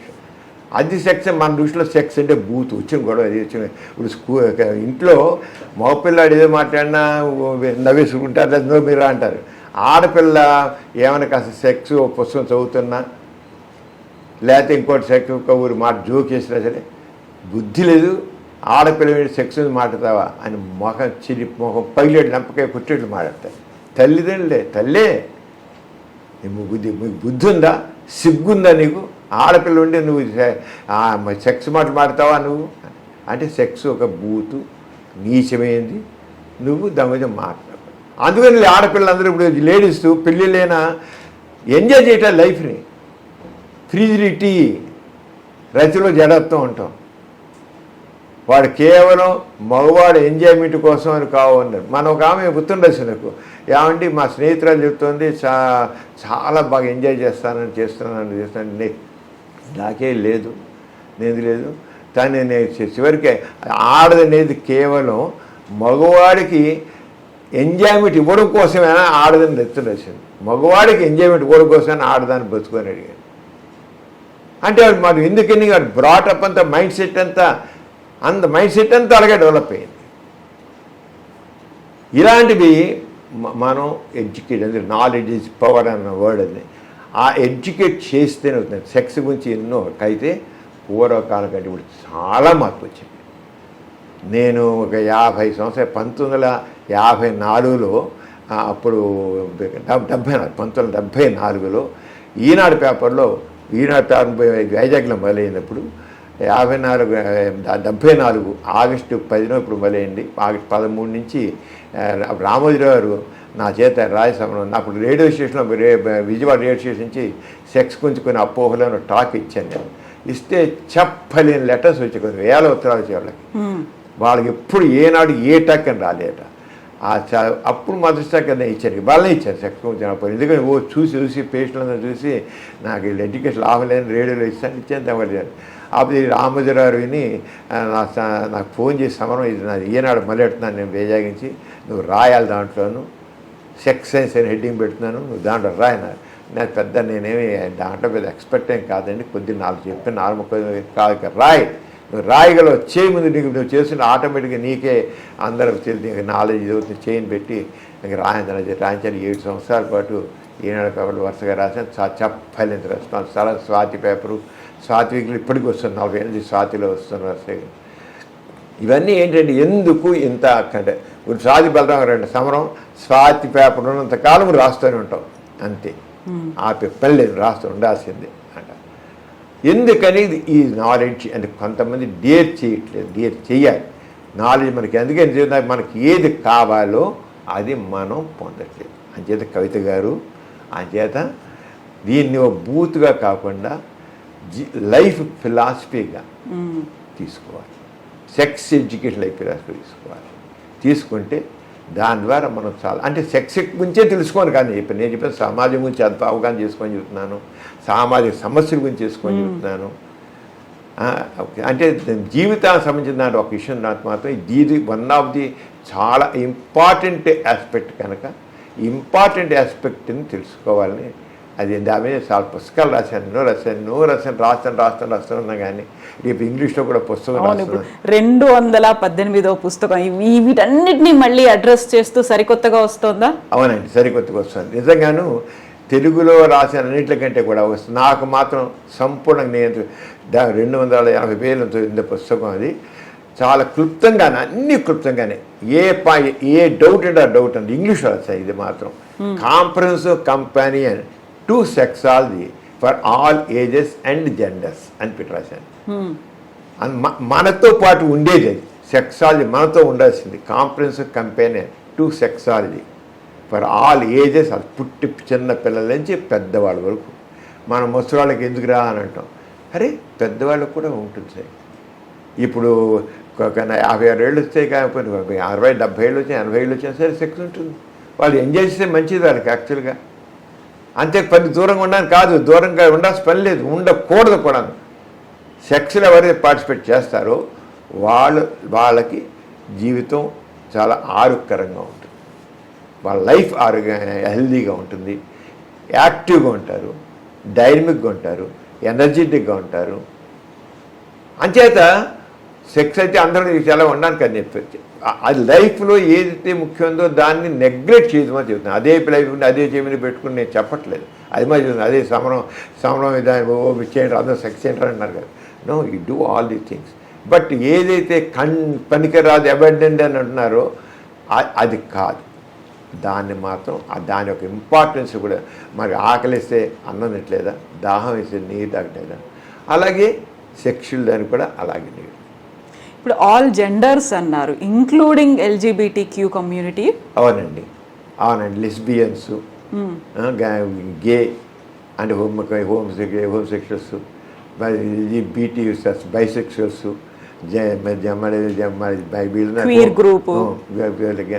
మొత్తం ట్రాన్స్జెండర్స్, వీళ్ళందరూ ఇంకా ఏసెక్షువల్స్ ఉన్నారు. కొంతమంది ఉన్నారు వాళ్ళకి సెక్సే ఉండదు, వాళ్ళకి కానీ ప్రాబ్లమ్స్ తెలియకుండా వాళ్ళకి సెక్స్ లేదు, వాళ్ళు సరిగ్గా వాళ్ళకి నో ఫీలింగ్స్ ఎట్ ఆల్. వాళ్ళు చాలా క్లోజ్గా ఉంటారు, పెళ్ళిళ్ళు కూడా చేసుకుంటారు. మగవాడు చెడుగా ఆడవాళ్ళే ఉన్నారు, మగవాళ్ళు ఉన్నారు. టచ్ చేయకంటారు, అది మాత్రం నన్ను ముట్టుకో. చాలా ఫ్రెండ్లీగా ఉంటారు, నన్ను మాత్రం టచ్ చేయి. సెక్షువల్స్ అంటాం చాలా కొద్దిగా ఉంటారు, ఎక్కువ మంది లేరు కానీ ఉన్నారు. ట్రాన్స్జెండర్స్ ఉన్నారు, హోమోసెక్షువల్స్ ఉన్నారు. ట్రాన్స్జెండర్స్ చచ్చిపోతున్నారు, హోమోసెక్షువల్స్ ఉన్నారు. ఇప్పుడైతే మన ఇండియన్ కాన్స్టిట్యూషన్ ప్రకారంగా అయితే కొద్దిగా వాళ్ళందరికీ మన చట్ట ప్రకారం వీళ్ళకి కొద్దిగా రైట్స్ వచ్చాయి. తప్పలేదు. మనకు అన్నీ జెనెటిక్గా వచ్చే డిఫెక్ట్స్, జెనెటిక్ వచ్చి యాక్సెప్ట్ చేయాలి. అదే చెప్తారు. మనకు కొంత ట్రాన్స్జెండర్స్ ఉంటారు, వాళ్ళు కలవలేరు, వాళ్ళు హిజ్రాస్ లాగా మారిపోవాలని అనుకుంటారు. ఏంటండి మా ఇంట లేదు, వంట లేదు, ఎట్లా అని అంటే వాళ్ళు చెప్పమంటారు, మాకేం తెలుసండి, మాకు ఇలా పుట్టాడు, మేము ఇప్పుడు అమ్మాయిలాగా అవుతాను. అవునండి, మేము తీసుకుంటాం, మా కడుపున పుట్టిన బిడ్డే కదా, వీళ్ళు యాక్సెప్ట్ చెప్పండి సమాజానికి కదా. ఎవ్వడికి అది దమ్ము లేదు. వాళ్ళని చేత పోయి రోడ్డు కడుక్కుంటూ ఒక గ్రూప్గా ఉంటున్నారు. అది బొంబాయి వెళ్ళిపోతున్నారు, అయితే కలకట్టా వెళ్ళిపోతున్నారు, ఢిల్లీ వెళ్ళిపోతున్నారు. నేను ఎంతమంది చూసి ఇంజనీర్లు ఉన్నారు, బీటెక్ చేసిన వాళ్ళు ఉన్నారు, ట్రాన్స్జెండర్స్ ఇజ్రాయిల్ ఉన్నారు. ఒకళ్ళైతే లెక్చరర్స్గా ఉన్నవాళ్ళు ఉన్నారు, లెక్చరర్గా చేసి ఒక యూనివర్సిటీలో లెక్చరర్గా ఉన్నవాళ్ళు కూడా మానేసి వెళ్ళిపోయి బొంబాయిలో ట్రాన్స్జెండర్స్ గ్రూప్ వెళ్ళిపోయారు. చదువుకున్న వాళ్ళు, మెడిసిన్ చేస్తున్న వాళ్ళకి కూడా ట్రాన్స్జెండర్స్ వాళ్ళు చూశాను నేను. అది వచ్చి మాట్లాడతారు వీళ్ళు. ఎంతమంది రకరకాల MA చేసి MSc పోస్ట్ గ్రాడ్యుయేషన్ చేసి అలా చేసి జాబ్ చేస్తున్న వాళ్ళు ట్రాన్స్జెండర్స్ ఫీలింగ్స్ చచ్చిపోతున్నారు. సూసైడ్ చేసుకోవాలి, ఇంకేం లేదని నేను సూసైడ్ చేసుకుంటాను. కొన్ని సూసైడ్స్ అలాంటివి సొసైటీ యాక్సెప్ట్ చేయలేదు. కానీ మీరు ఎప్పుడైతే మనకి చట్టం ఇచ్చింది దాని ప్రకారం కొంతమందికి చాలా ధైర్యంగా మాట్లాడుతున్నారు. మేము హోమోసెక్షువల్స్ని, మేము ట్రాన్స్జెండర్స్ని, మేము గే ఇలా చెప్పేసుకున్నారు వాళ్ళు. అలా ఉంటేనే అలా రావాలి. వీళ్ళు చేసే తప్పు కాదండి అది. వాళ్ళు తప్పండి. ఇప్పుడు జైళ్ళలో ఉంటారు వాళ్ళు, అప్పుడు వాళ్ళ కారంగా సెక్స్ కోసం హోమోసెక్షువల్గా ఉంటారు. షిప్స్ మీద 6 నెలల పాటు ఉంటారు, అక్కడ అవుతారు. మళ్ళీ మామూలుగా అయిపోతారు. వాళ్ళందరూ బైసెక్షువల్గా ఉంటారు, ఇటు ఉంటారు అటు ఉంటారు. వాళ్ళు సైన్యంలో ఉంటారు, వాళ్ళు కూడా చాలామంది ఉన్నారు. సైన్యంలో ఎంతమంది హోమోసెక్షువల్స్ ఉంటారు. వాళ్ళు నీడ్ ప్రకారంగా అవుతున్నారు, సెక్స్ నీడ్ కింద అవుతున్నారు, నిజంగా కాదు. కానీ నిజంగా ఉన్నవాళ్ళు ఉన్నారు, వాళ్ళకి మాత్రం మనం తప్పకుండా ఆలోచించాలి, ఎందుకని తెలుసుకోవాలి. అదంతా జెనెటిక్ డిఫెక్ట్ మనం ఇంక జెనెటిక్ ఇంజనీరింగ్ వచ్చాక డెవలప్ అవుతుంది. జెనెటిక్ ఇంజనీరింగ్ డెవలప్ కాకపోతే అవుతుంది.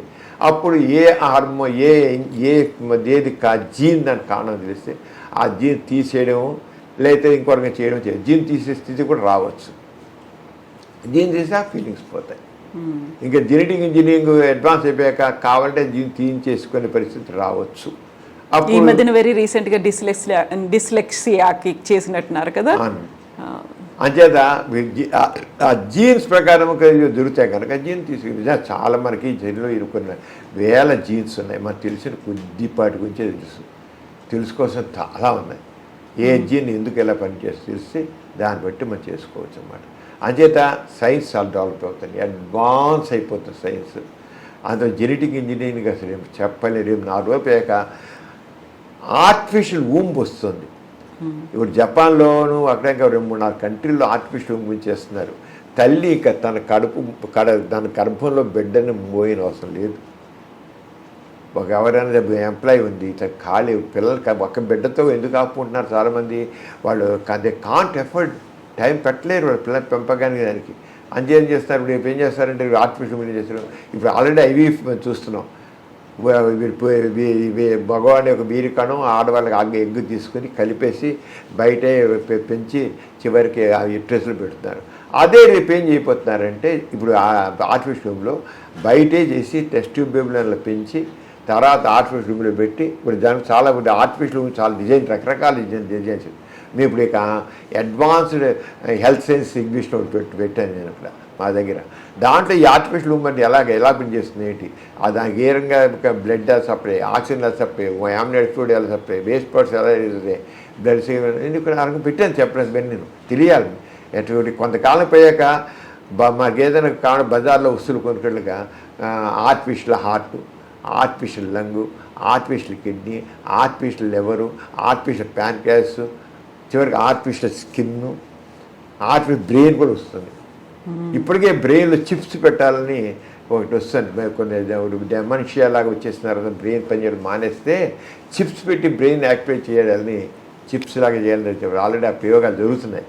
అది సక్సెస్ అయిపోతుంది, చిప్స్ సక్సెస్ అవుతుంది. కొంత అలాగే రకరకాల డిసీజ్ కూడా పెట్టాలని బ్రెయిన్లో పెట్టాలి. చిప్స్ పెట్టి ఆ బ్రెయిన్ యొక్క యాక్టివిటీని కంట్రోల్ చేయడం. ఇప్పుడు మందుల ద్వారా కంట్రోల్ చేస్తున్నాం, ఆ చిప్ పెట్టి కంట్రోల్ చేయడం. అది వచ్చేది ఇప్పుడు ఆలోచనగా బ్రెయిన్ కూడా ఏముంది, ఆర్టిఫిషియల్ బ్రెయిన్ ఇవన్నీ డిజైన్ చేశారండి. ఇప్పుడు డిజైనర్ బేబీస్ కూడా రాబోతున్నారు. అలాగే ఇప్పుడు ఆర్టిఫిషియల్ ఊంబులో మనం ఒక ఏ రంగు కావాలంటే ఆ రంగు జెనెటిక్ ఇంజనీరింగ్ ద్వారా మాకు పెద్ద తెల్లగా చక్కగా పుట్టాలి, ఎర్రగా పుట్టాలి, దెబ్బ పండ్లా పుట్టాలి అంటే ఆ రంగు కలరు, కళ్ళు ఇలా ఉండాలి, ఒళ్ళు ఇలా ఉండాలి, మొహం ఛాయ్ ఇలా ఉండాలంటే ఆ రంగానే జెనెటిక్ ఇంజనీరింగ్ ద్వారా మార్పు చేసే పరిస్థితి ఉంది. అది ఆర్టిఫిషియల్ ఊంబ్ ద్వారా జరుగుతుంది. అది ఎంతో కాలం లేదు. ఆ మధ్య మరి ఒక వీడియో వచ్చింది, జపాన్లో ఆల్రెడీ ఓ బేబీ పుట్టిందని పెట్టారు. అది ఎంతవరకు ఎందుకు ఎవరు కన్ఫర్మ్ చేయలేదు అది, కానీ సోషల్ మీడియాలో అన్ని వచ్చేసరికి అది కూడా వచ్చేసింది. జపాన్లో బేబీ పుట్టిందని చెప్పేసి పెద్ద గొప్పగా పెట్టేశారు. దీంట్లో సోషల్ మీడియాలో పెట్టారు. అది ఇంకా కన్ఫర్మ్ కాలేదు, సైంటిఫిక్గా కన్ఫర్మ్ కాలేదు. కానీ ఆ బేబీ ఎలా పెరిగింది ఏమిటి, ఎలా డెలివరీ ఎలా చేశారు, బేబీ తీసి ఇది చేసినట్టుగా చెప్పి పెట్టారు. అది వస్తుంది, అది తప్పకుండా వస్తుంది. అది ఏ కాదు, డిఫరెంట్గా ఇంకా మన వీరికణం ఆ ఎగ్ కలిపేసి పెట్టేసేసి మనం వెళ్ళిపోయి మధ్య 9 నెలలు పోయాక మన బేబీని మనకి ఇచ్చేస్తారు, తెచ్చేసుకోవచ్చు. పండంటి బిడ్డను మనం తెచ్చుకోవచ్చు అంతే. ఇప్పుడు మనం ఇంత అడ్వాన్స్ టెక్నాలజీ గురించి మాట్లాడుకుంటున్నాం, ఆర్టిఫిషియల్ బ్రెయిన్, వీటన్నిటి గురించి మాట్లాడుకుంటుంటే 55-60 ఏళ్ళుగా మీరు దేనికోసమైతే అవేర్నెస్ కోసం ఇంకా చేస్తున్నారో దాని గురించి ఇంకా ఇంకా ఇంకా చెప్పాల్సి వస్తుంది. మీరు ప్రతిసారి కాలేజీలోకి వెళ్ళి లెక్చర్స్ ఇన్ని ఇవ్వాల్సి వస్తుంది, ఇన్ని అవేర్నెస్ వీడియోలు చేయాల్సి వస్తుంది. ఒక ఐరనీ లేకపోతే ఒక ఎక్స్ట్రీమ్ కాంట్రాస్ట్ అనిపించట్లేదా మీకు? అవును కవిత గారు, ఇప్పుడు ఏంటంటే మనకి ఆ తగిన ఆలోచన మన ఇండియాలో ఏంటి అయిపోయిందంటేనండి, మన భారతదేశం ముఖ్యంగా ఒక రకమైన కర్మ సిద్ధాంతం మనకుంది. మన కర్మ సిద్ధాంతం, దాంతో ఏమో లేదా దైవభావం ఇవన్నీ ఉండేవి కదా. మనిషిని ఒక రకమైన ఆ స్వేచ్ఛగా ఆలోచించడం లేకుండా ఎక్కడ అవుతుంది ఏంటో, అది అంత మనకు అదృష్టం ఉందా, అదృష్టం దురదృష్టం, ఇది అవుతుందా, ఇది మనిషి నా దురదృష్టం, నాకు ఆలోచన నాకు లేదు, నాకు ఆలోచన నాకు ఇది లేదు అని అన్నీను మనిషి తను తగ్గించుకునే స్థితి మనకు. Man is supreme, man is a master అన్న పద్ధతి ఫ్రీ విల్ ఎప్పుడైతే ఉంటుందో మనిషి ఆలోచన పెడతాడు.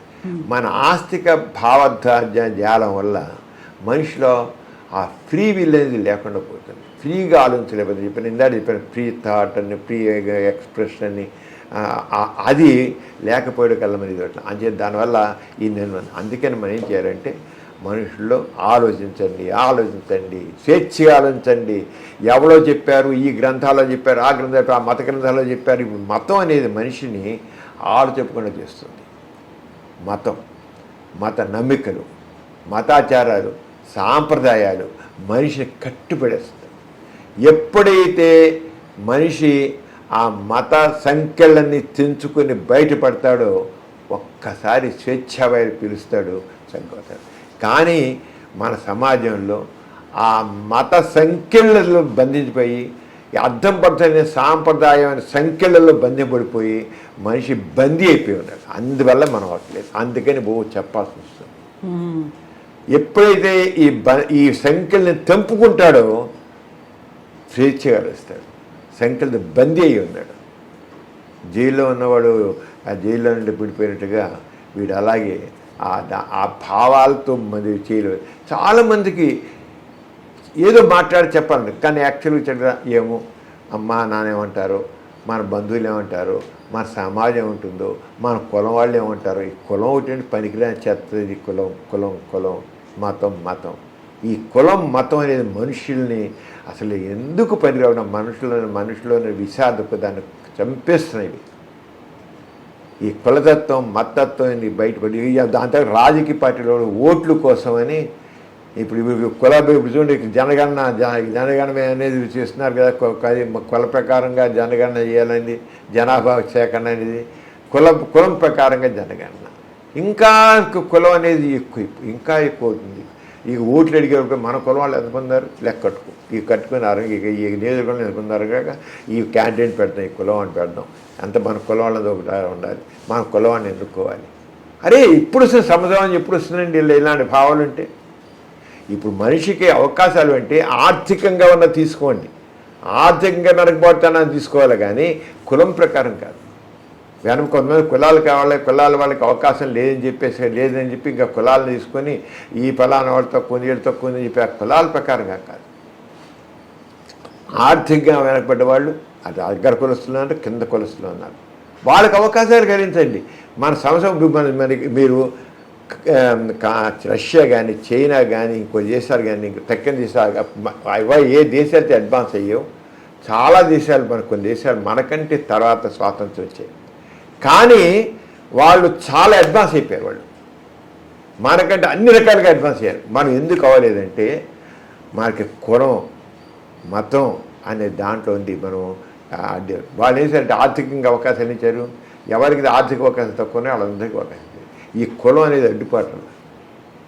ఇప్పుడు మీరు సెక్స్ రిలేటెడ్ లెటర్స్ రాస్తున్నారు, ఆర్టికల్స్ రాస్తున్నారు, మీకు సమస్యల కోసం మీ ఆన్సర్స్ కోసం ఇప్పటికి కూడా బోల్డంతమంది ఎదురు చూస్తున్నారు. ఆల్మోస్ట్ 5 దశాబ్దాలుగా అంటే 50 ఏళ్లకు పైగా మీరు నిరంతరం రాస్తూనే ఉన్నారు. ఇప్పటికీ మీకు 87 years వచ్చినప్పుడు కూడా you are still educating them. ఏమనిపిస్తుంది ఆ ఈ విషయంలో మీకు? ఏమనిపిస్తుందంటే అసలు ముందు మాకు ముఖ్యంగా మా బ్రాటప్ అండి, మా నాన్నగారు, మా ఫ్యామిలీ, మా గోరా గారు, మా నాన్నగారు, ఆయన వచ్చిన పరమ సనాతన కుటుంబం నుంచి వచ్చారు. కానీ ఆయన ఎప్పుడైతే సమాజం బయటకు వచ్చారో ఏమిటి అసమానతలు, ఏంటి, ఎందుకుని అసమానతలు, ఇందాక చెప్పి అదే క్రిటికల్ థింకింగ్ కావాలని చెప్పి నేను, ఎందుకుని అసమానతలు ఏంటి, అంటరాని వాడు అనేది ఏంటి, ఆడవాళ్ళని ఎందుకు అది చేస్తున్నారు, ఎందుకు భర్త చనిపోతే విధవరాలని చెప్పేసి బూడుగుడు చేసి కూర్చోబెడుతున్నారు, ఏంటి అసలు ఏంటి ఇదంతాను ఆయన ప్రశ్నించమని ఆయన ఆ ప్రశ్నించడంతో ఆయన చివరికి అంత సనాతన కుటుంబంలో వచ్చిన ఆయన కూడా నాస్తికుడిగా మారాడు. నాస్తికుడు నో, ఇవన్నీ తప్పు అంటే మా దైవ కేంద్రమైన ఆస్తికత్వం మనిషిని బందీ చేస్తుంది. వాడు ఫ్రీగా నాస్తిక హ్యూమన్ సెంటర్డ్ ఫిలాసఫీ కాల్ మనకి అని చెప్పి నాస్తికత్వం తీసుకుని ఆ రంగా నాన్నగారు డెవలప్ చేసి అదే భావజాలం మనందరికి, మా నాన్నగారిది కానీ మొత్తం మా నాన్నగారు 9 పిల్లలు మేము, మా తమ్మండ్రు మేము అలాగే ఉన్నాం. అందరం మనవలు మునిమన, మా నాన్నగారికి మొత్తం 80 మంది మనవలు మునిమనలు ఉన్నారు. అందరూ కూడా ఇదే రంగా మా మ్యారేజ్ అన్నీ కూడా రకరకాల అందరూ అన్ని కులాల్లో అన్ని మతాల్లో అంటే మేము ఏమంటామంటే కులరహిత మతరహిత వివాహాలు అంటాం. మాకే కులం లేదు, మతం లేదు, వీఆర్ హ్యూమన్స్, దట్స్ ఆల్.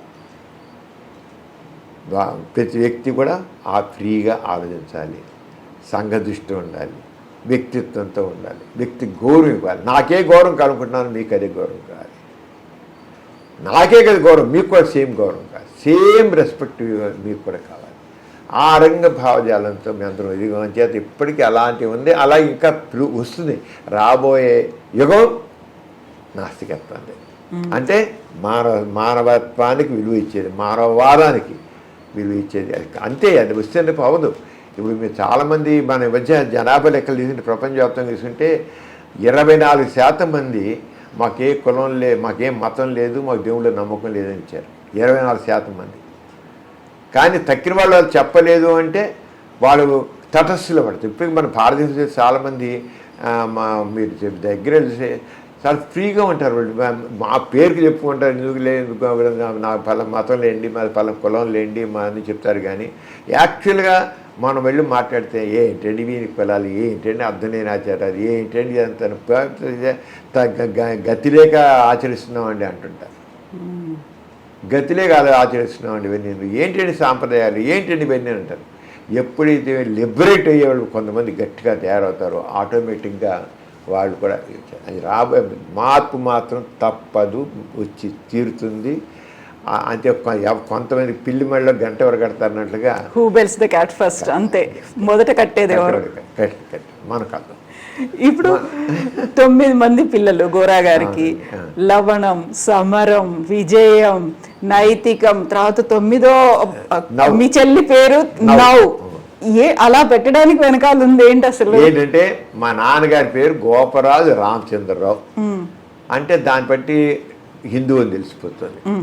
అంచేత నాన్నగారు సరే హిందూ అని చేసి కులం కూడా చూస్తుంది, పలానా గోపరాజు వారా, పలానా కులం వాళ్ళు అని.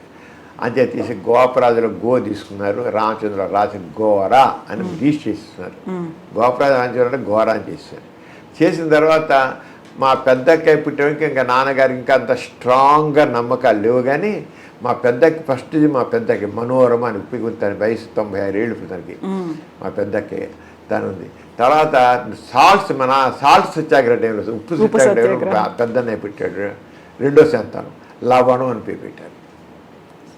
అప్పటికి మన నాన్నగారికి మరి అప్పటికి జాతీయ భావాలన్నీ ఉన్నాయి కదా, మహద్భావాలు ఉన్నాయి కదా. మరి ఆయన లెక్చరర్గా ఉంటున్నా పార్టీ లెక్చర్ అయినా లవణం పెట్టారు. తర్వాత పుట్టిన అమ్మాయి అంటే పేరులో కులం మతం ఉంటుండకూడదు. అంచేత మైత్రి అని పేరు పెట్టారు. గాంధీ ఇర్విన్ ఫ్యాక్టరీకి మా అక్కయ్యకి 2వ అక్కయ్య మైత్రి అని పేరు పెట్టారు. తర్వాత 3వ అక్కయ్యకి విద్య అని పేరు. గాంధీ గారు బేసిక్ ఎడ్యుకేషన్ విధానాలు ప్రవేశపెట్టారు. అంటే విద్య, చెన్నుపాటి విద్యని విజయవాడలో 2 సార్లు పార్లమెంట్ మెంబర్గా చేసిందను, ఎలక్ట్ అయింది తను. అంటే విద్య అని పేరు. చెన్నుపాటి విద్య మా సిస్టమ్, 3వ సిస్టమ్. తర్వాత మా అన్నయ్య విజయం. నాన్నగారు ఇప్పుడు కాంగ్రెస్ ఉద్యమంలో ఒక యాక్టివ్గా, స్వాతంత్ర ఉద్యమం చాలా యాక్టివ్గా ఉండేవారు. అంచేత అప్పుడు కాంగ్రెస్ చాలా స్టేట్స్లో వచ్చేసింది. మనకి స్వాతంత్రం రాకముందే ఎలక్షన్ జరిగితే దాంట్లో కాంగ్రెస్ విజయం సాధించింది, అది విజయం పెట్టారు. తర్వాత సమరం, నేను ఆ సమరం ఏంటి సెకండ్ వార్ టైంలో పెట్టాను నేను. వార్ యుద్ధం అది ఆ యుద్ధం చేస్తాను ఇప్పుడు ఇప్పటికి కూడా కవిత గారు. సార్థక నామం. నేను ఇప్పుడు మీ ముందు యుద్ధం ఇలాగే చేస్తున్నా, మాటలు యుద్ధం చేస్తున్నాను. అందుకే నా యుద్ధం మా అపోహల మీద యుద్ధం, అసమానంలో యుద్ధం, రుగ్మతల మీద యుద్ధం చేస్తున్నాను. సమరం అనేది యుద్ధం అనేవాడ. తర్వాత మా బ్రదరు తమ్ముడు నియంత తను ముసోల్ని, హిట్లరు, స్టాలిను ఆ టైంలో పుట్టాడు. వాళ్ళందరూ నియంతలు కదా, అది నియంతలు పెట్టారు. తర్వాత మా ఇంట్లో అందరూ జైలుకి వెళ్ళారు. అప్పుడు స్వాతంత్ర్యోద్యమం కోసం అని మా నాన్నగారు వెళ్ళారు, మా అమ్మగారు వెళ్ళారు, మా అక్క వెళ్ళింది, మా అన్నయ్య వెళ్ళారు. అందరూ స్వాతంత్ర్యం కోసం జెండా పట్టుకుని జై హింద్ అంటే జైలు పెట్టేసేవాడు కదా. అలా మా అమ్మని అందరూ జైల్లో పెట్టారు. బాబు బ్యానర్ దగ్గర జైల్లో పెట్టారు. ఆ జైలు పెడితే అప్పుడు మా అమ్మ జైల్లో ఉన్నప్పుడు ప్రెగ్నెంట్. జైల్లోనే మా కడుపులో మా చెల్లెలు జైలు బయట రాగానే వానూరులోనే పుట్టేసింది. దానికి మారు అని పెట్టారు. స్వాతంత్ర్యం వచ్చే ముందు పుట్టింది, స్వాతంత్ర్యం వస్తుంది ఆల్మోస్ట్ డిసైడ్ అయిపోయింది. మా దేశం లిబరేట్ అయిపోతుంది. అదే మార్పుకి మారు అని పెట్టారు. తర్వాత స్వాతంత్రం వచ్చేసిన తర్వాత మా చెల్లెలు పుట్టింది. చెల్లెలు పుడితే 9వ సంతానం. అంటే నాన్నగారు నవ్ అని పెట్టారు. నవ్ అనేది అన్ని రకాలు పెడతారు. నవ్ అంటే హిందీలో నవ్ అంటే 9, హిందీలో నవ్వు. అదే నవ్ అని NOW అయినట్లయితే నవ్ స్వాతంత్రం మనం ఏంటి, మనకు ఇప్పుడు కర్తవ్యం ఏంటి, మనం ఇంత పోరాటాలు చేసాం దేశం కోసం, ఇంత స్వాతంత్ర్యం కోసం చేసాం. ఇప్పుడు మనం ఇప్పుడు ఏం చేద్దాం, ఎలా చేద్దాం, మన దేశాన్ని అభివృద్ధి అనేది దాంట్లో చేద్దామని ఆ రంగా. అలాగే పిల్లలు మనవల పేర్లు అన్ని రకాల మా దగ్గర అన్ని రకాల మహమ్మదన్ పేర్లు ఉన్నాయి, రకరకాలుగా అన్ని రకాలుగా ఉన్నాయి. అన్ని ఎలక్షన్ టైంలో పుడితే చునావని, సూయిజ్ వారు ఇప్పుడు పుట్టే సూయిజ్ అని ఇలాగా అలాగే మంత్రి నాన్నగారేమో మంత్రులు ఆడంబరాలు వెన్నాడాలి, ప్రజలతో ఉండాలి. అంతకి ఇప్పుడు మంత్రులు చూడండి ఎంత ఆడంబరాలు ఎందుకు చెప్పండి. వాళ్ళు ప్రజాప్రతినిధులు వాళ్ళు ఎంత ఆడంబరం అంటే అంత మంత్రులకు ఆడంబరాలు పనికిరావు. వాళ్ళకి ఎంత దాబు తప్ప పనికిరాదు. అందరూ సేవకులు. మంత్రి హమారా నౌకర్ హే, మంత్రులు మన నౌకర్లు, ప్రజలు యజమానులు అని చెప్పి నాన్నగారు చాలా చేశారు. ఏంటి ప్రజలు by the people, for the people, of the people democracy అంటే. కానీ డెమోక్రసీలో ప్రజలేమో సేవకులు అయిపోయారు, మంత్రులందరూ యజమానులే కూర్చున్నారు. రివర్స్ అయిపోయింది ప్రజాస్వామ్యం.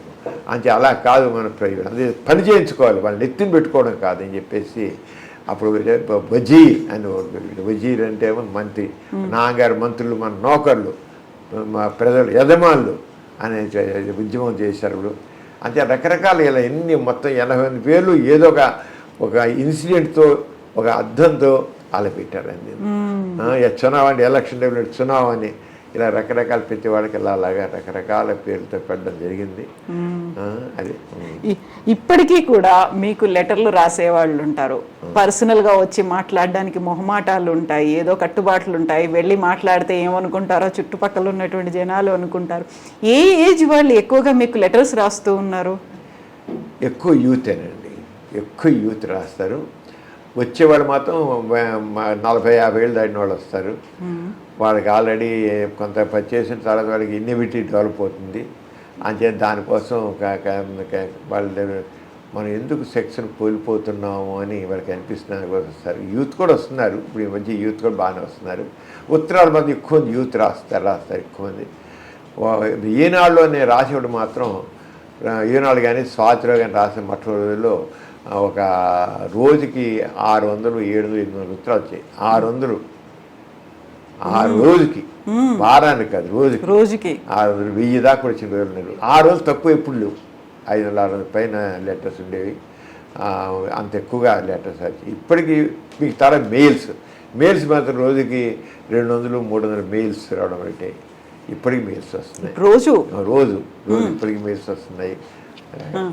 అంటే అది ఉత్తరాలు అనేది విషయం జరగాల యంగ్ పీపుల్ కూడా బాగా చేస్తారు. లేడీస్ మాత్రం వాడు ఉత్తరాలు వస్తే ఏదైనా ఒక కవర్ వచ్చిందంటే, కవర్ వచ్చి ఇంత లావు ఉందంటే ముందే ఎక్స్పెక్ట్ చేస్తారు లేడీస్ అని చెప్పేయచ్చు. లేడీస్ మాత్రం ఇంకా మనసులో అంతా మొత్తం రాసేస్తారు. నిజంగా వాళ్ళకి ఇప్పుడు అర్థమవుతాం. మన భారతదేశంలో ఆడవాళ్ళకి వాళ్ళ భావాలు చెప్పుకోవడానికి అవకాశం లేదు. ఇప్పుడు తగ్గింది, ఇప్పుడు అసలు వచ్చింది, స్వేచ్ఛ వచ్చాను. కానీ నేను మొట్టమొదటి నేను 30 ఏళ్ళ కిందటి 50 ఏళ్ళ క్రితం చెప్తున్నాను. అసలు ఉత్తరాది పెద్ద కట్ట వచ్చిన లేడీస్ నుంచే ఎంత తీసి లేడీ అవుతుంది. ఇక ఎన్ని రకాల మానసికంగా ఆమె కుంగిపోతుంది, చెప్పుకోలేకుండా ఎలా ఉంది, ఎంత బాధపడుతోంది, ఎంత మదన పడుతోంది, ఆమె వేదన ఏంటది. ఒక 5 పేరు 10 పేరు ఉత్తరాలు ఆయన ఎలా చెప్పాలో నాకు తెలియట్లేదు. నాకు how to express my agony. Husband కూడా చెప్పేళ్ళిపోతున్నాను, ఇంట్లో కూడా చెప్పేళ్ళు, వినేవాళ్ళు లేరు, ఏం లేదు, నేను బాధపడుతున్నాను, నాకు ఇంత ఇదిగా ఉంది అని. ఇప్పటికీ కొన్ని లేడీస్ వస్తారు మాట్లాడితే మాత్రం. మగవాడు సరిగ్గా చెప్పడండి. మగవాడు ఎప్పుడు కూడా తనకు వచ్చిన ప్రాబ్లం చల్లగా వచ్చి ముంచదలుచుకుని అంటారు రంగా వచ్చేది స్పష్టంగా చెప్పడం మగవాడు. ఆడవాళ్ళు మాత్రం వచ్చారు స్పష్టంగా, ఎంత క్లియర్గా చెప్పాలని స్పష్టంగా చెప్పేస్తారు. ఎక్కడ ఏమా దాచుకోకుండా. చాలామంది లేడీస్ వాళ్ళ ప్రాబ్లమ్స్ అన్నీ కూడా వాళ్ళు ఒకటి ఏంటంటే భర్తకి చాలామంది శీకస్కలం అయిపోయి త్వరగా ఒక 6 నిమిషంలో 2 నిమిషంలో వీర్యం పడిపోతుంది. దాంట్లో చడిపోతే పక్కనే పడుకుంటాడు. ఈవిడికి అప్పుడు మూడు వస్తుంది. ఆ మూడు వచ్చి చాలా రెస్ట్లెస్ అయిపోతుంది. రెస్ట్లెస్ అయిపోయి ఇంకా నిద్రపోలేదు. నిద్రపోయి మన్నాడంతా చాలా జల్లుగా తయారవుతుంది. ఏం చేయాలి నాకు తెలియదు అంటుంది. ఇలాగ ఇంత ఇదైపోతాను స్త్రీ అలా ఎక్స్ప్రెస్ చేస్తుంది. ఫోర్ ప్లే అనేది మనకి తెలియదు చాలామంది. ఫోర్ ప్లే అంటే ఉండొచ్చు. ఆ ఫోర్ ప్లే చేసే కనీసం ఇద్దరు సమానంగా చేసుకొని పార్టిసిపేట్ చేసి ఒకరికొకరు ప్రేరణ కలిగించి అప్పుడు ఒకళ్ళు మగవాడు ఒక 5 నిమిషాల్లో 2 నిమిషాల్లో వీరి పడిపోయినా షిల్ బి హ్యాపీ. అసలు ఫోర్ ప్లే లేకుండా ఆడుకు 3 వస్తుంటుంది, జస్ట్ వీడి వీరే పడిపోయి అంతే అయిపోయి ఆడదాని బతుకు జాలి ఎంత చేర్చేవారికి. ఎందుకని వాళ్ళలో చేసి ఇంకా ఉంది. అసలు నేను నాలో ఎరోజులు వద్దు, నేను కామపరంగా నేనేమాత్రం ఉద్యోగం చెందను, నాకు అవసరం లేదు ఈ సెక్స్. ఈ మగాడు చివరికి తొమ్మ ముద్దులా పడుకున్నావు, నువ్వు నాకు 3 రావట్లేదు నేను చూస్తాను. ఎక్కడ అమ్మాయి అలా మారడానికి కారణం ఈ మగాడే. ఇలాంటివి చాలా ఎక్కువ చూస్తారు. చాలా ఎక్కువ లేడీస్ ఎక్కువ ఫిజిలిటీ ఎక్కువ ఉంటుంది. లేకపోతే మగవాడు పట్టించుకోకపోవడం, ఆడదని మనం పట్టించుకోవడం. ఆమెకు ఒక మనసు ఉంది, ఒక ఆలోచన ఉంటుంది, చేద్దండి తన గురించి ఫ్యామిలీస్లో ఇంకోటి అయిపోయింది. ఇప్పుడు ఎడ్యుకేటెడ్ ఫ్యామిలీస్ బాగా వచ్చినట్టే అడ్జస్ట్మెంట్ ప్రాబ్లం. ఎవరంతా వాళ్ళు అడ్జస్ట్మెంట్ లేదు, సర్దుబాటు లేదు, మాట పడే ప్రసక్తి లేదు. అసలు మాట మగాడు పడదు, ఆడది పడదు, అసలు పడరు మాట. ఒక్క మాట కాదు. ఫ్యామిలీ ఉన్నప్పుడు సర్దుబాటు ధోరణి కాదు. ఆ సర్దుబాటు ధోరణి ఇప్పుడు చాలా తక్కువగా ఉంది. సర్దుబాటు ధోరణి అనేది లేకపోతే కుటుంబం జరగదు. అది అర్థం చేసుకోవాలి. సర్దుబాటు ధోరణి లేదు. నేనేమంటే అది నేనేం చెప్తే అంతే. ఒక రకమైన ఫ్రీడమ్ ఉంటే ఫ్రీడమ్, లేకపోతే బానిసత్వం. 2 మధ్యస్థం లేదు. మధ్యస్థం చాలా తక్కువ. 2 స్వేచ్ఛగా నేను ఉంటాను. ఎప్పటి 3 లెక్కలేదు. పిల్లలు ఉన్న పట్టించుకోరు, వాళ్ళు తిరగడం, వాళ్ళు చేయడం, వాళ్ళ హారం ఉంటుంది. అలాగే ఇప్పుడు తీసుకుంటే చాలామంది అమ్మాయిల్లో కొత్తగా మిమ్మల్ని కొద్ది కాస్మోబైల్ సిచ్యువేషన్ అయితే ఫ్రీ సెక్స్ ఎక్కువైపోయింది. ఆ ప్రాబ్లమ్స్ ఎక్కువ ఉన్నాయి. ప్రెగ్నెన్సీస్ ప్రీ మ్యారేట్లుగానే మ్యారేడ్ ప్రెగ్నెన్సీ రావడం, దానికి యూజ్ చేసుకోవడం, బ్లీడింగ్ ఎక్కువైపోవడం, ఇవన్నీ ఉంటాయి. ఈ రంగా ప్రాబ్లమ్స్ ఉన్నాయి. అంచేత ఈ చేంజింగ్ టైమ్స్లో ఈ రంగా రకరకాలు ఉన్నాయి.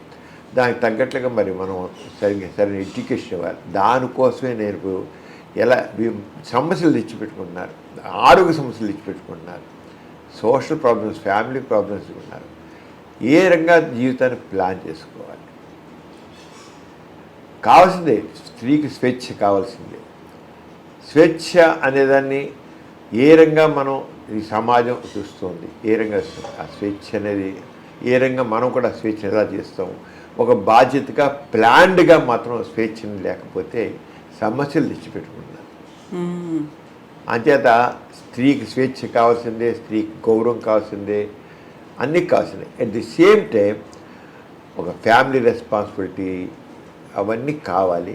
అది మగవాడికి కావాలి, ఆడదానికి ఇద్దరికి కావాలి. ఒకళ్ళు నేను చెప్పట్లేదు, ఇద్దరికి కావాలి. ఆ ఫ్యామిలీకి సంబంధించిన ఆ ఆలోచన ధోరణి తగ్గిపోయింది.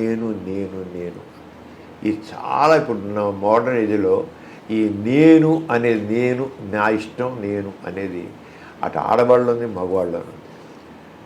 అది చేసి మొత్తం ఫ్యామిలీస్ చాలా ఇబ్బంది పడతాయి. ఇప్పుడు చాలా ఇబ్బందులు అవే ఇబ్బంది చూస్తాను.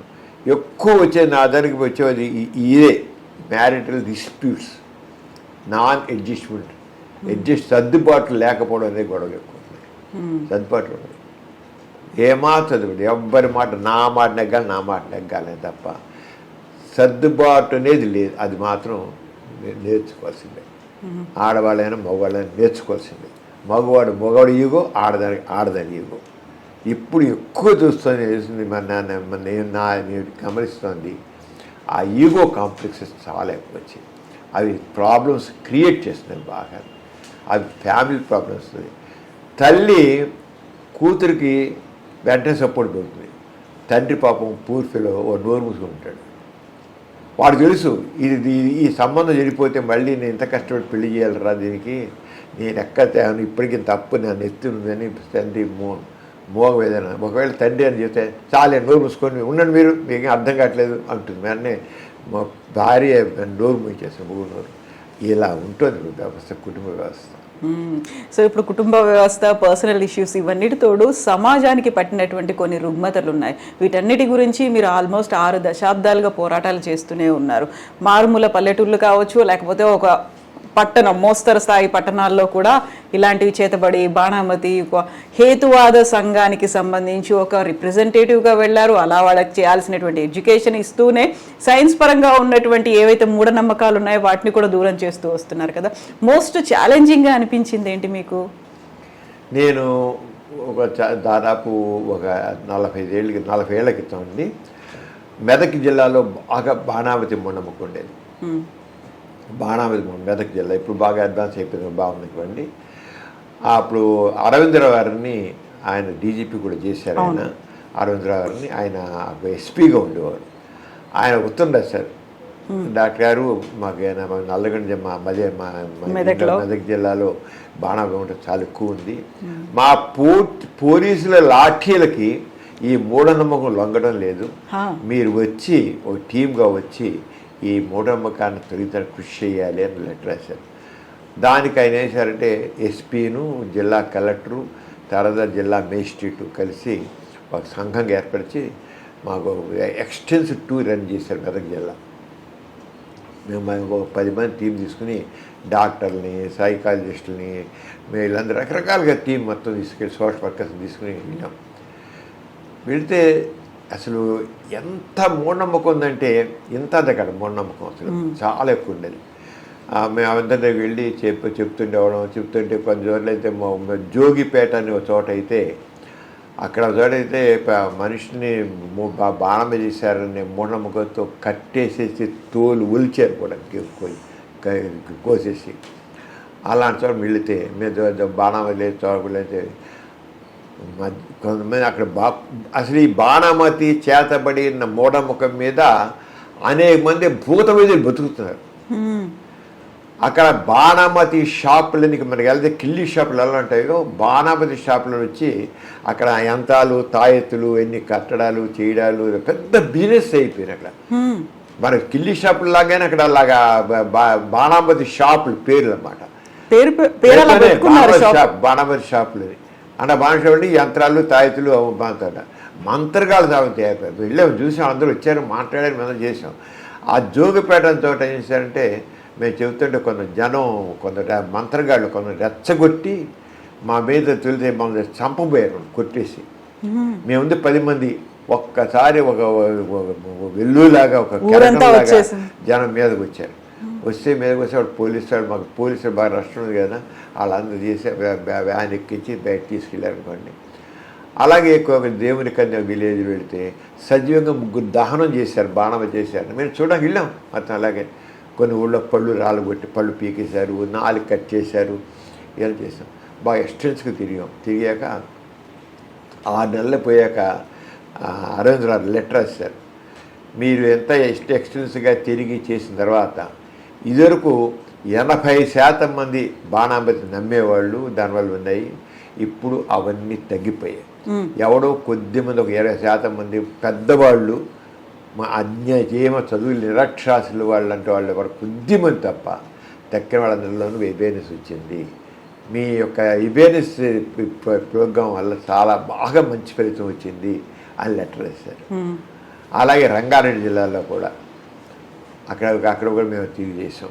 అక్కడ కూడా బాణామతి చేసేది 4 కట్ చేసేసి పళ్ళు ఓడగొట్టి చెట్టుకు వేలాడేసి కట్టి ఇవన్నీ చేశారు. ఇవన్నీ తిరిగాం చాలా. అక్కడ కూడా అప్పుడు వెళ్ళినప్పుడు మాత్రం కొద్దిగా బాబు మోహన్ గారు అలాగే మినిస్టర్స్ వచ్చారు, కొంతమంది వీళ్ళందరూ వచ్చారు, పొలిటీషియన్ వచ్చి. ఇంకా మెదక్ జిల్లాలో ఎవరు మనతో కలవలేదు కానీ ఇక్కడ వచ్చాడు కదా మాత్రం మెదక్ జిల్లాలో చేశారు కల్లా రంగారెడ్డి జిల్లా వచ్చాడు మాత్రం మినిస్టర్స్ వాళ్ళందరూ ఇబ్రహీంపట్నం అక్కడికి అన్ని చోట్లకి వచ్చారు. వచ్చి మాతో కలిసి వాళ్ళు కూడా మీటింగ్లో పార్టిసిపేట్ చేసి ఇవన్నీ చేశారు. ఆ రంగా చాలా ఉద్యమంలాగా ఒక పెద్ద ఉద్యమంలా చేసి పెద్ద మార్పు తీసుకొచ్చాం బాగా. అంటే మనం కమిటెడ్గా చేస్తే మాత్రం అవుతుందని. చిన్న చిన్న దెయ్యాలు ఉన్నాయి, భూతాలు ఉన్నాయి, దెయ్యం పట్టిన పోయినాయి, ఇవన్నీ మామూలు ఉంటే అవన్నీ చేస్తుంటారు చిన్న ఇండివిజువల్గా. ఒక సమాజ పరంగా మొత్తాన్ని కూడా చోటలాగా. అలాగే మేము జోగిని దురాచారం ఉండేది నిజామాబాదు, అక్కడ ఎక్కువ ఉండేది.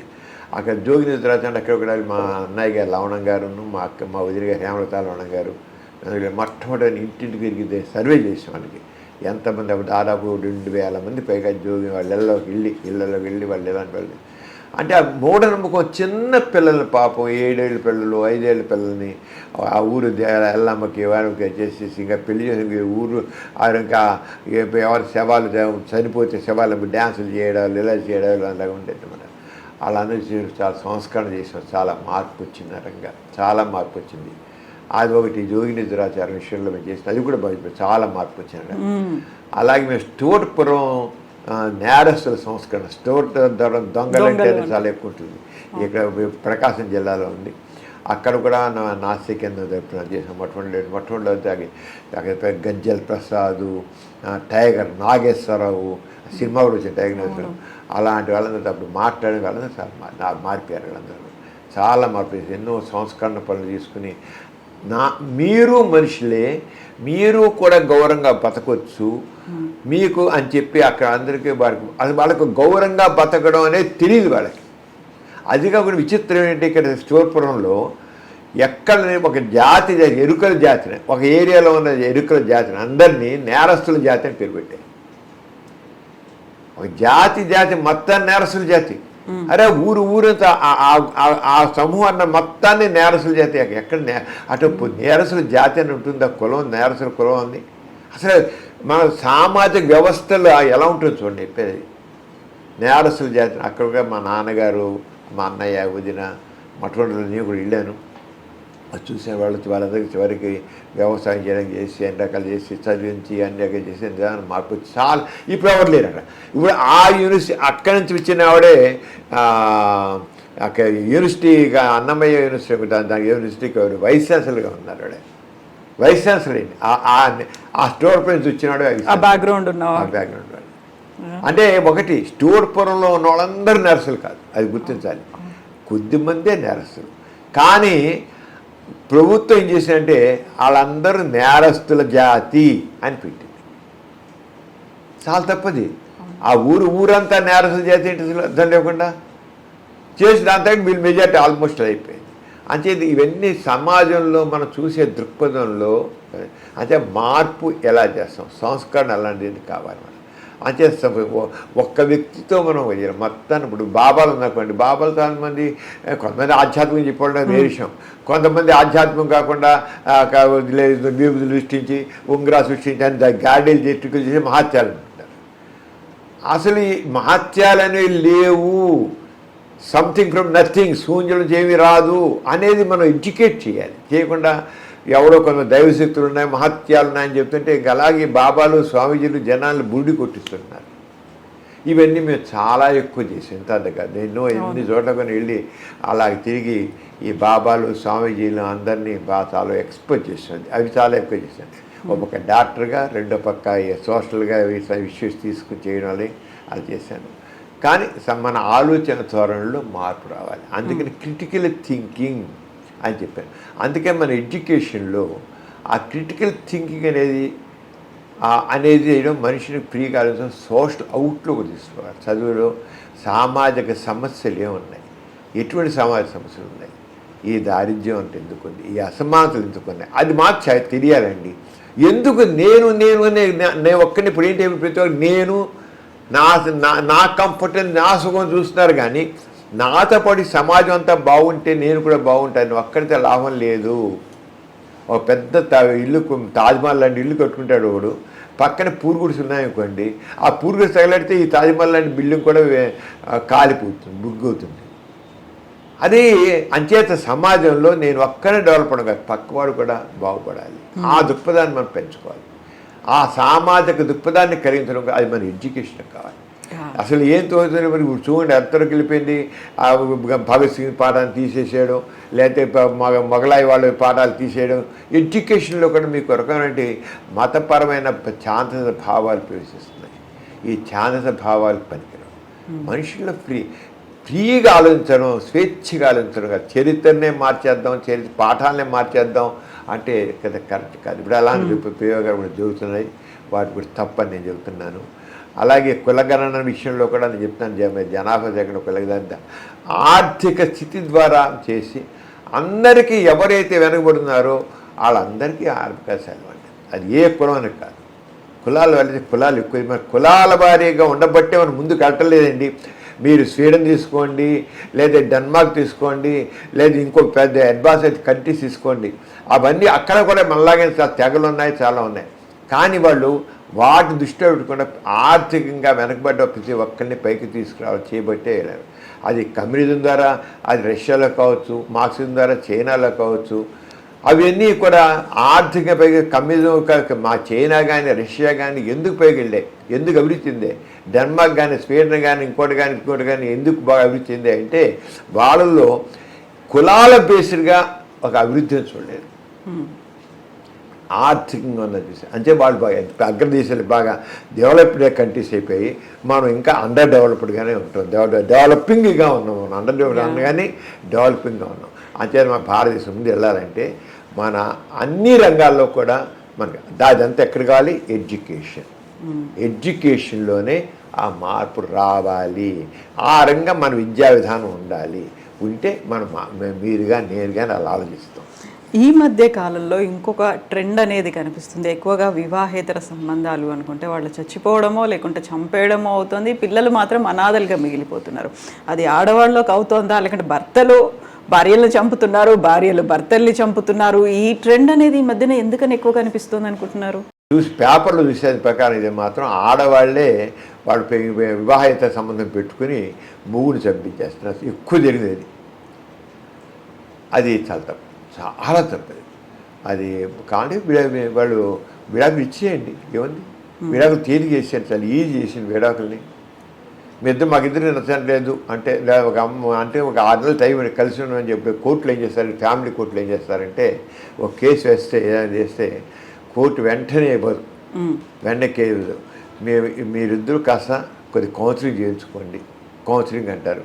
కౌన్సిలింగ్ చేయించుకోవడం వేరే విషయం. ఒక 6 నెలలు ట్రై చేయండి అంటారు. 6 నెలలు కూడా వాళ్ళు కలిసి ఉండరు అనుకోండి, వీరిద్దరి మధ్య వాళ్ళు ఉండే సఖ్యత లేదు కనుక విడాకులు ఇచ్చేస్తున్నాను, ఇప్పించాను అంటారు వాళ్ళు, అంతే. ఆ రంగానే ఇక్కడ కూడా వివాహేతర లైంగిక సంబంధం పెట్టిన వాళ్ళు ఇంకొకరికి చెప్పలేకపోతారు. మొగుడుండి పిల్లలుండి లేడీసే చంపేసేస్తారు, ప్రియుడును ఈడ కలిసి భర్తను చంపించేస్తున్నారు. ఇది ఎందుకు అంటే మరి ఎక్కువ లేవులేండి, తప్పేను. మనం ఎక్కువ అంటే పేపర్లో 2-3 రోజులు కూడా కనబడుతున్నాయి కానీ కొనుక్కుంటున్నాము, అంతేగాని ఎక్కువ ఏమంటే అది ఎక్కువ అనడానికి వీలు లేదు. కోటాను కూడా జనాభాలో ఒక 5-6 కేసులు 10 కేసులు ఉంటే అది మాత్రాన కామన్ ఆలోచన దాన్ని కామన్ చేయలేం కదా, జనరేట్ చేయలేం, వాటిని జనరేట్ చేయలేం. కానీ మనకి ఆలోచన చేసే కౌన్సిలింగ్ ఎక్కువ కావాలేమో అని అనిపిస్తుంది. కౌన్సిలింగ్ ద్వారా చేసుకుంటే బాగుంటుంది నేను. కానీ వాళ్ళకి ఇక్కడ సెక్స్ ఈజ్ బ్లైండ్ అంటాం. ఆ sex is blind, love is blind అని అంటాం. Love is sex is blind కాదు, లవ్ ఈజ్ బ్లైండ్ అంటాం. ఆ ప్రేమించిన ప్రియుడు కోసం అని ఇక దేనిగా తెగిస్తున్నారు. అది చాలా తప్పు, అది మా తప్పు. అది అంటే మనిషిలో వివేకం లేకుండా పోతుంది, వివేకం లేకుండా పోతుంది. కావాలంటే నేను నీతో ఉండలేకపోతున్నాను. మీకు ఇలాంటి ఫారిన్ కండిషన్ కనబడవు, మీకు ఎక్కువ మనకే కనబడుతుంది.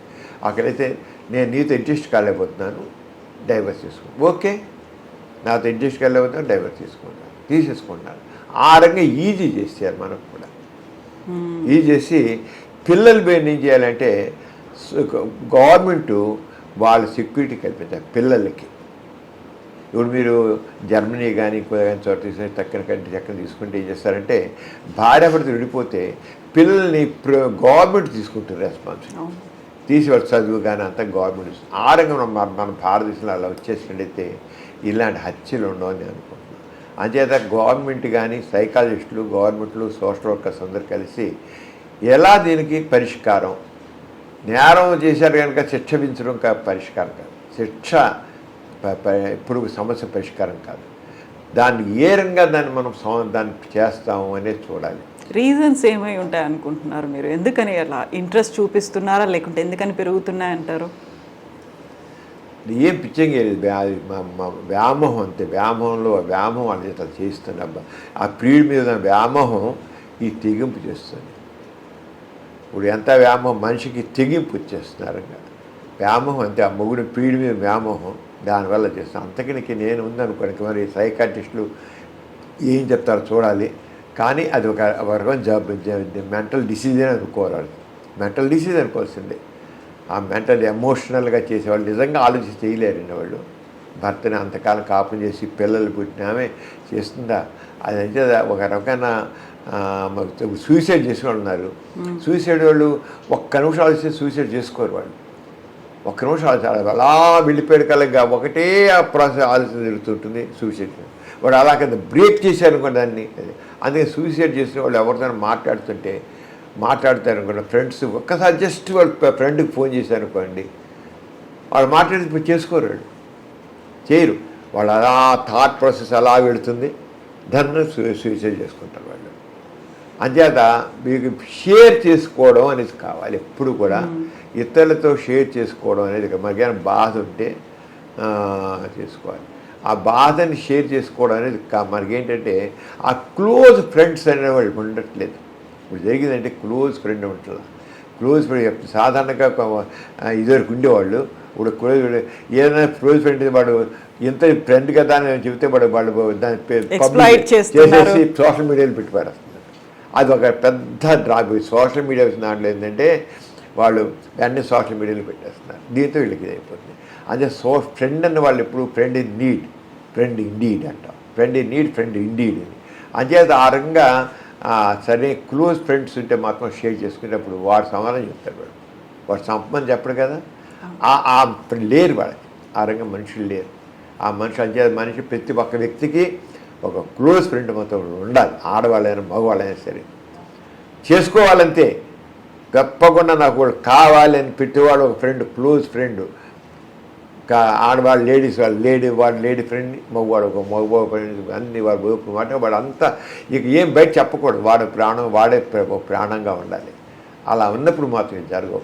నా ఉద్దేశం ఏంటి సొల్యూషన్ అది అనుకుంటున్నాను. అలా ఉన్నప్పుడు కుటుంబాలు నిలబడతాయి, అలా ఉన్నప్పుడు స్నేహితులు నిలబడతారు. అట్లాగే ఉంటాయి, బంధాలు అన్నీ ఉంటాయి. కరెక్ట్ చెప్పుకుంటే అప్పుడు రెండోవాడు కాస్త వాడు ఎమోషనల్ ఉండరు కనుక ఉంటారని చెప్తా వింటరా అంటారు, అవుతారు. అది చాలా అవసరం. అది థ్యాంక్ యూ సో మచ్ సమరం గారు. మీరు ఇలాంటి బర్త్డేస్ ఎన్నో ఎన్నో ఎన్నో జరుపుకోండి. అలాగే మీరు ఈ అవేర్నెస్ అనేది అటు సొసైటీ పరంగా ఇటు పర్సనల్గా కూడా ఇంకా చేయాల్సినటువంటి అవసరం ఉంది. అలాంటి ఎగ్జాంపుల్స్ ఇంకా కనిపిస్తున్నాయి కాబట్టి you just keep going. More power to you అండి. Thank you so much. Thank you so much. Thank you అండి. Thank you so much. Sir, one life lesson what medicine has taught you. Whatever you can do without expecting.